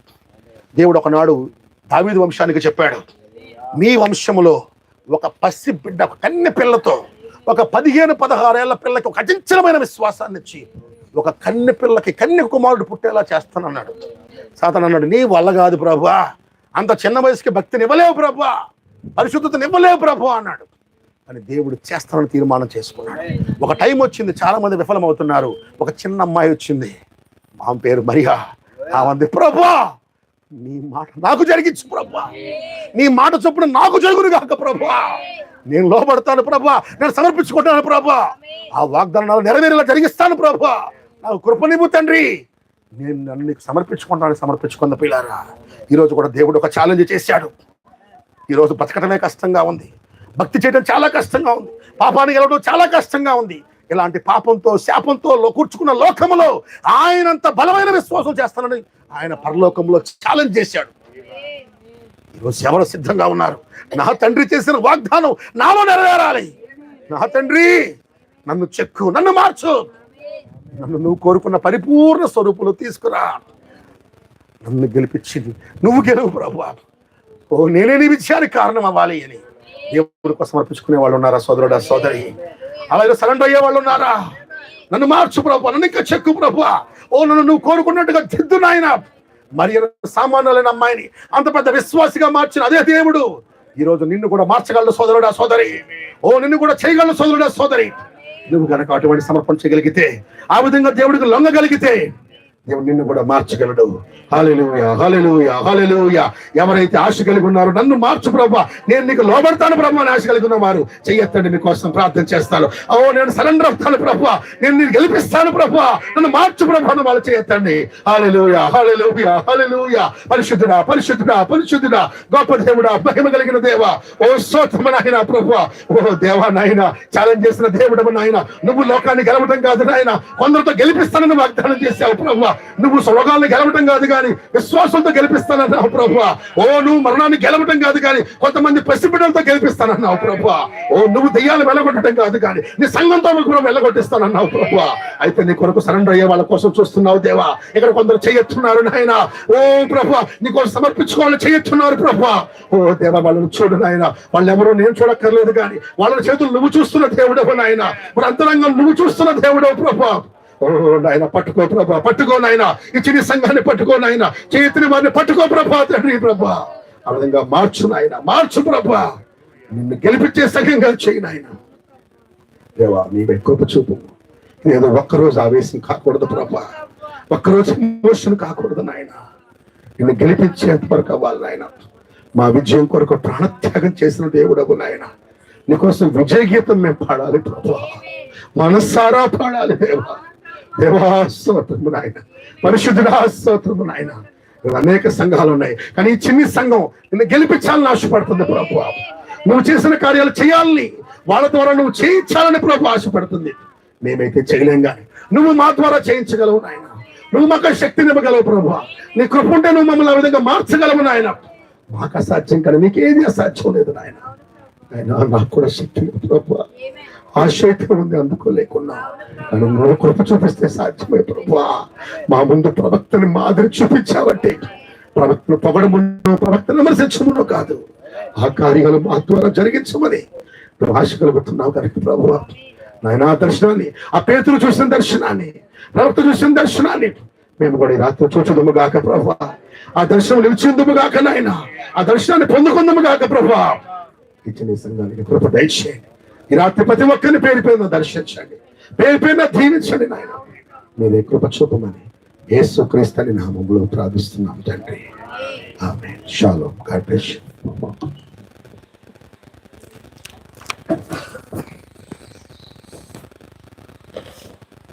మరి చిన్న కోరస్ పడదామండి. కారు చీకటి దారిలో కాంతినిచ్చేది యేసునామం, మోగబోయిన గొంతులో జీవం పోసేది యేసునామం. ఆయన నామం కాంతినిచ్చేది, ఆయన నామం జీవం పోసేది, ఆయన నామం కాంతినిచ్చేది, ఆయన నామం జీవం పోసేది. కారు చీకటి దారిలో కాంతినిచ్చేది యేసునామం, మోగబోయిన గొంతులో జీవం పోసేది యేసునామం. మహాబాబులో నుండి విడిపించెను యేసునామం, వాడబారని సస్యము నా సొంతం చేసేను యేసునామం. ఆయన నామం విడిపించెను, ఆయన నామం సస్యమిచ్చెను, ఆయన నామం విడిపించెను, ఆయన నామం సస్యమిచ్చెను. కారు చీకటి దారిలో కాంతినిచ్చేది యేసునామం, మోగబోయిన గొంతులో జీవం పోసేది యేసునామం. ఆయన నామం కాంతినిచ్చేది, ఆయన నామం జీవం పోసేది, ఆయన నామం కాంతినిచ్చేది, ఆయన నామం జీవం పోసేది. హల్లెలూయా. దేవుడు మహిమ కలుగును గాక. నిశ్చయం మరి ఇంతవరకు మరి దేవుడే మనతో మాట్లాడాలని నమ్ముచున్నాను. దేవుడు మహిమ కలుగును గాక. మరి నిశ్చయంగా మరి ఆ సేవకుడు దేవుడు ఉపయోగించుకొని మరి కొద్దిపాటి విషయాలు నిశ్చయంగా ప్రార్థించిన రీతిగా, మరి సంఘం ప్రార్థించిన రీతిగా, మరి సేవకుడు ప్రార్థించిన రీతిగా ప్రభువు నిశ్చయంగా మరి కొద్దిపాటి విషయాలు మనతో మాట్లాడి ఉన్నారు. మరి నిశ్చయంగా మనం ఏదో ఆ యొక్క వరముల వరకు కాదు కానీ మరి ఏదో నిశ్చయంగా కొన్ని విషయాలు మరి సంఘ శాఖలు కూడా చేస్తా ఉన్నాయి. మరి వరముల ద్వారా వాళ్ళు కూడా కార్యాలు చేస్తా ఉన్నారు. మరి నిశ్చయంగా వరముల ద్వారా కాదు కానీ మరి 3వ వీడుపులోనికి వెళ్ళి మరి పలకబడిన మాట ద్వారా మరి దేవుడు నిశ్చయంగా మరి ఈ కాలంలో దేవుడు మరి ఆయన వధువులో నిశ్చయంగా మరి ఎలీషా అడిగినట్లు నిశ్చయంగా మరి 2వ అభిషేకంతో మరి నిశ్చయంగా ఆ శిష్యులు కూడా ఏం అడగలేదని మనం విన్నాము. మరి నిశ్చయంగా ఏదో ఒక వ్యక్తి ఈ చివరి కాలంలో నిశ్చయంగా మరి ఆయన 3వ ఈడుపులో మరి ఆ పలకబడిన మాట పరిచర్య మరి నిశ్చయంగా ఒక ప్రవక్త మరి దాన్ని అడిగాడని, దాని కొరకు ఆయన ఆకలి కొన్నాడని, మరి దేవుడి దగ్గర ఎదురు చూస్తాడని మరి నిశ్చయంగా ఆయన పొందుకున్నాడు. అదే విధంగా మనం కూడా పొందుకుంటామని విన్నాం. మరి నిశ్చయంగా మరి యొక్క సాయంకాల సమయం మందు మరి ఎంతో విలువైన వాక్యం మనం విన్నాం, ఎంతో గొప్ప వాక్యం విన్నాం. మరి నిశ్చయంగా మరి ఎంతో మన పురుకొల్పే వాక్యం విన్నాము. నిశ్చయంగా మరి వింటున్నప్పుడు నిశ్చయంగా ప్రభువా అది నాది, అది నాది, అది నాది అని అనిపిస్తా ఉంది మనకి. ప్రభు నా భాగం నిశ్చయంగా ఆ యొక్క సేవకులతో మాట్లాడుతూ ఉన్నావు ప్రభువా, ఆ పార్టీ నాది ప్రభువా, ఆ సమయానికి నేను వచ్చేసాను ప్రభువా, ఆ సమయంలో ఉన్నాను ప్రభువా, ఇప్పటికే దేవ నిశ్చయంగా ప్రభు అది నాలో ఏదో జరుగుతుంది ప్రభువా, ఆ కార్యం ఏదో నాలో పునరుద్ధరిస్తా ఉన్నా ప్రభువా, నిశ్చయంగా త్వరలో అతి సమీపంలో ప్రభు నువ్వు కార్యాలు చేస్తావని ప్రభువా నేను నమ్ముచున్నాను ప్రభువా. నిశ్చయంగా మనం అందరూ కూడా మరి నిశ్చయంగా మరి నిశ్చయంగా మరి దేవుని మీద ఆధారపడతాం, ప్రభువు మీద ఆధారపడతాం. ప్రభు ఇది నా సమయంలో ప్రభువా, ఇదిగో నేను ప్రభువా, ఇదిగో నీ కృప ద్వారా ప్రభువా ఈ కార్యంలో ప్రభువా ఈ 3వ ఈడుపులో ఆయన నువ్వు కార్యం చేస్తావని ఎదురు చూస్తూ ఉన్నాం తండ్రి అని చెప్పేసి ఆయన మీద ఆధారపడతాం. మరి ఆయన వైపు చూద్దాం. ప్రభు నిశ్చయంగా ప్రభువా దేవా ఆ ఏలియా వైపు నిశ్చయంగా ఎలీషా ఏ విధంగా అయితే చూస్తాడో ఆ 2వ అభిషేకం కొరకు, ఆ 2వ కార్యాల కొరకు ఏ విధంగా ఎలీషా చూస్తాడో ఇదిగో నిశ్చయంగా మరి ఆ ప్రభువైన యేసుక్రీస్తు ఆ ఏలి ఆత్మ కనుక నిశ్చయంగా మరి మనము కూడా ఆయన వైపు చూద్దాం, ప్రభు వైపు చూద్దాం. ఇంక ఎవరి వైపు చూడొద్దు, ఏ బిషప్ వైపు వద్దు, ఈ లోకంలో డబ్బున్న వ్యక్తుల వైపు కాదు, ఈ లోకంలో ఏ వ్యక్తి వైపు మనం చూడొద్దు కానీ ఒకే ఒక్కడు యేసుక్రీస్తు నిశ్చయంగా ఆయన వల్ల కార్యాలు జరుగుతాయని ఆయన వైపు చూద్దాం. ఎందుకని ఆయనే చేయగలడు. ఆ 3వ ఈడుపు కార్యాలు ఆయన వల్ల సాధ్యమవుతావు కనుక మరి నిశ్చయంగా మరి మన ప్రవక్త క్రీస్తు వైపు చూపించినట్లు మనము కూడా మరి నిశ్చయంగా క్రీస్తు వైపు చూద్దాం, ఆయన వైపు చూద్దాం. ఏ సేవకులు కాదు, మనకు ఆయన కావాలి. దేవుని మమ్మకలుగును గాక. నిశ్చయంగా మరి ఆయన వరముతోను ఆయన యొక్క కార్యములతోనూ ఆయనతో నడుస్తున్నప్పుడు ఓకే దేవుని మమ్మకలుగును గాక. కానీ నిశ్చయంగా మరి ఎప్పుడైతే క్రీస్తు లేడో మనకు అది అక్కర్లేదండి. క్రీస్తు ఎక్కడుంటే మనం అక్కడే ఉందామండి. దేవుని మమ్మకలుగును గాక. క్రీస్తు లేని చోటు మనకు వద్దండి. అసలు క్రీస్తుతో మనం నడుద్దాం. దేవుని మమ్మకలుగును గాక. మరి నిశ్చయంగా మరి ఇంతవరకు దేవుడు మనతో మాట్లాడి ఉన్నాడు. మరి ఇక ముందు కూడా మరి దేవుడి చిత్తమైతే మరి ఇంకను అనేక సార్లు మన మధ్యలోనికి వచ్చి దేవుడి చిత్తమైతే ఆయన ఉద్దేశం అయితే నిశ్చయ అనేక వర్తమానాలు వినాలి. మరి నిశ్చయంగా మరి ఆశిస్తుందని నేను నమ్ముచున్నాను. నిశ్చయంగా వర్తమానం బట్టి సేవకులు దేవుడు దీవించును గాక. మరి సంఘ కాపరి గారు అదేవిధంగా సంఘం కూడా దేవుడు దీవించును గాక. అదేవిధంగా మన మధ్యలో ఉన్నటువంటి మరి శ్యామ్ గారు వచ్చి మరి చివరగా మరి ప్రార్థన చేస్తారు. మరి శ్యామ్ గారిని ప్రార్థన చేసుకుందాం. మహాపరిశుద్ధుడా, మహోన్నతుడా, సర్వాధికారి, సర్వశక్తిమంతుడా, దయా కృప కనికరము కలిగిన మా దేవా నీకు వందనాలు, స్తుతులు, స్తోత్రములు చెల్లించుకుంటున్నాం. మరి రాత్రి ప్రభువా మరి ఈ స్థలంలో మరి మీ దాసులు నిలబెట్టుకుని శ్రేష్టమైన నీ వాక్కులు వినిపింపజేసినందుకు ఈ స్తోత్రములు, వందనాలు చెల్లించుకుంటున్నాం. ఈరోజు ప్రభువా మరి నాయన మరి మా భక్తులందరూ తండ్రి నీ వైపే చూశారు తండ్రి, నీ వైపే నాయన నడిచారు ప్రభు. నీకు స్తోత్రం. ఈ కడవరి దినాల్లో మరి నాయన మాకు ఎన్నో స్వరాల మధ్యలో ఒక అద్భుతమైనటువంటి మెల్లనైనటువంటి నీ చల్లని స్వరాన్ని వర్తమాన స్వరాన్ని మాకు వినిపింపజేస్తున్నారు. అందుని బట్టి నీకు స్తోత్రములు.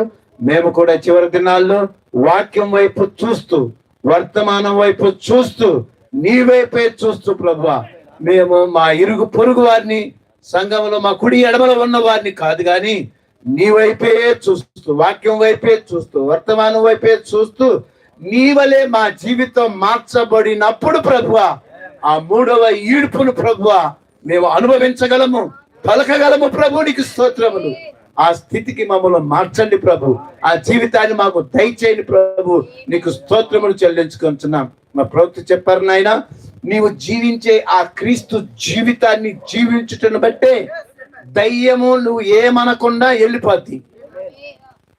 అలాగే ఏ కార్యాలైనా నువ్వు గద్దించాల్సిన పర్వాలేదు, అరిసి కేకలు పెట్టాల్సిన పని లేదు. నువ్వు క్రీస్తు జీవితాన్ని జీవిస్తున్నప్పుడు దయ్యాలు వణుకుతాయన్నారు ప్రభు. నీకు స్తోత్రములు. సమస్తాన్ని లోపరుచుకోగలరన్నారు తండ్రి. నీకు స్తోత్రం. అలాగే నీ జీవితాన్ని మాకు ఇవ్వండి ప్రభువా. నీ సారూప్యాన్ని మాకు ఇవ్వండి ప్రభువా. నీవు నడిచిన మాదిరిని మాకు దయచేయండి ప్రభువా. నీ మాదిరిని నిన్నే మాదిరిగా పెట్టుకునే భాగ్యం దయచేయండి ప్రభువా. ఓ దేవా, అలాగే ఈ లోకంలో నీ కొరకు జీవించే భాగ్యాన్ని మాకు అనుగ్రహించమని ప్రార్థన చేస్తున్నాం తండ్రి.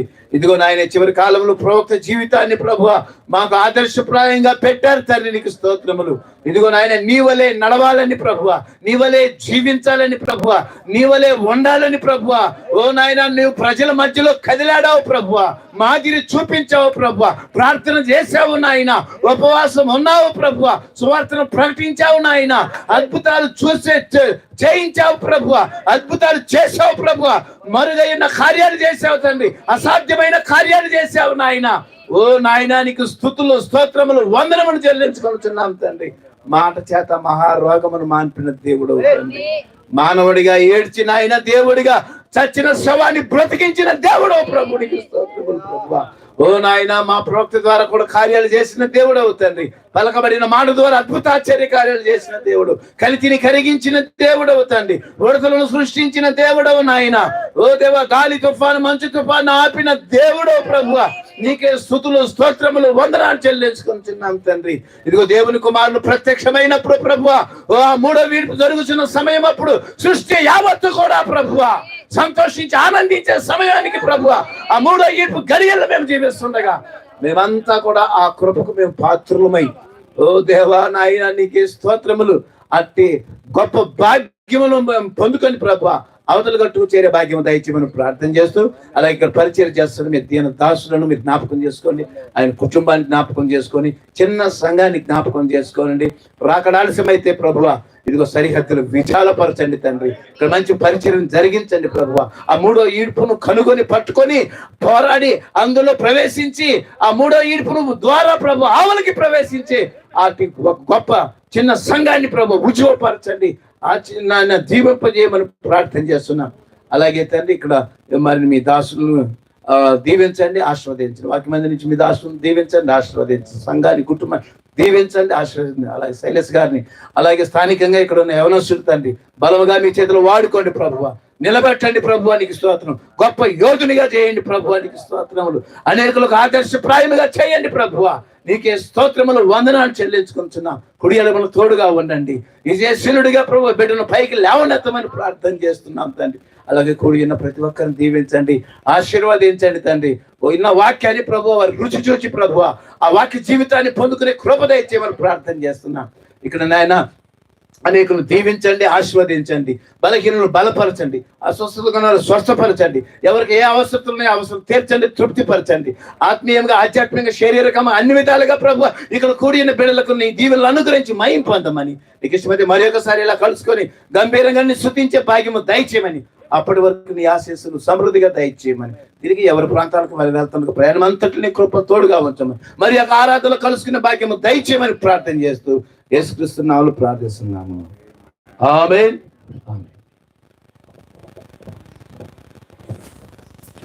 మన ప్రభువైన యేసుక్రీస్తు కృప, అద్భుతమైన ప్రేమ, వాక్యం ఎత్తిన సేవకుడికిను మనందరికీ ఆ మూడో ఏడుపు శక్తితో దేవుడు నిజంగా మనకు మాదిరిగా ఉంచిన ప్రభువైన యేసుక్రీస్తుని పూర్తిగా వెంబడిస్తూ, ఆయన స్వరాన్ని వెంబడిస్తూ ఆ యొక్క పరిశుద్ధాత్మ మనల్ని పరిపూర్ణంగా నడిపించడానికి సహాయం చేయను గాక. ఆమేన్. ఆమేన్.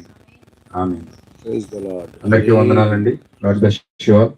ఎంతో భారంతో మన సంఘానికి వచ్చి వాక్యం ఇచ్చిన పాస్టర్ గారికి నా యొక్క సంఘం తరపున వందనాలు తెలియజేస్తా ఉన్నాను. ఆమేన్. ఓడిసిలేరు నుంచి వచ్చిన పాస్టర్ శైలేష్ గారికి, శ్యామ్ గారికి కూడా నా వందనాలు తెలియజేస్తా ప్రైజ్ ది ఉన్నాను. లార్డ్. హల్లెలూయా. అందరికీ భోజనాలు ఏర్పాటు చేయబడ్డాయి. అందరూ భోజనాలు చేసి వెళ్ళాలని ప్రభుపేటకు మనవి చేస్తా ఉన్నాను.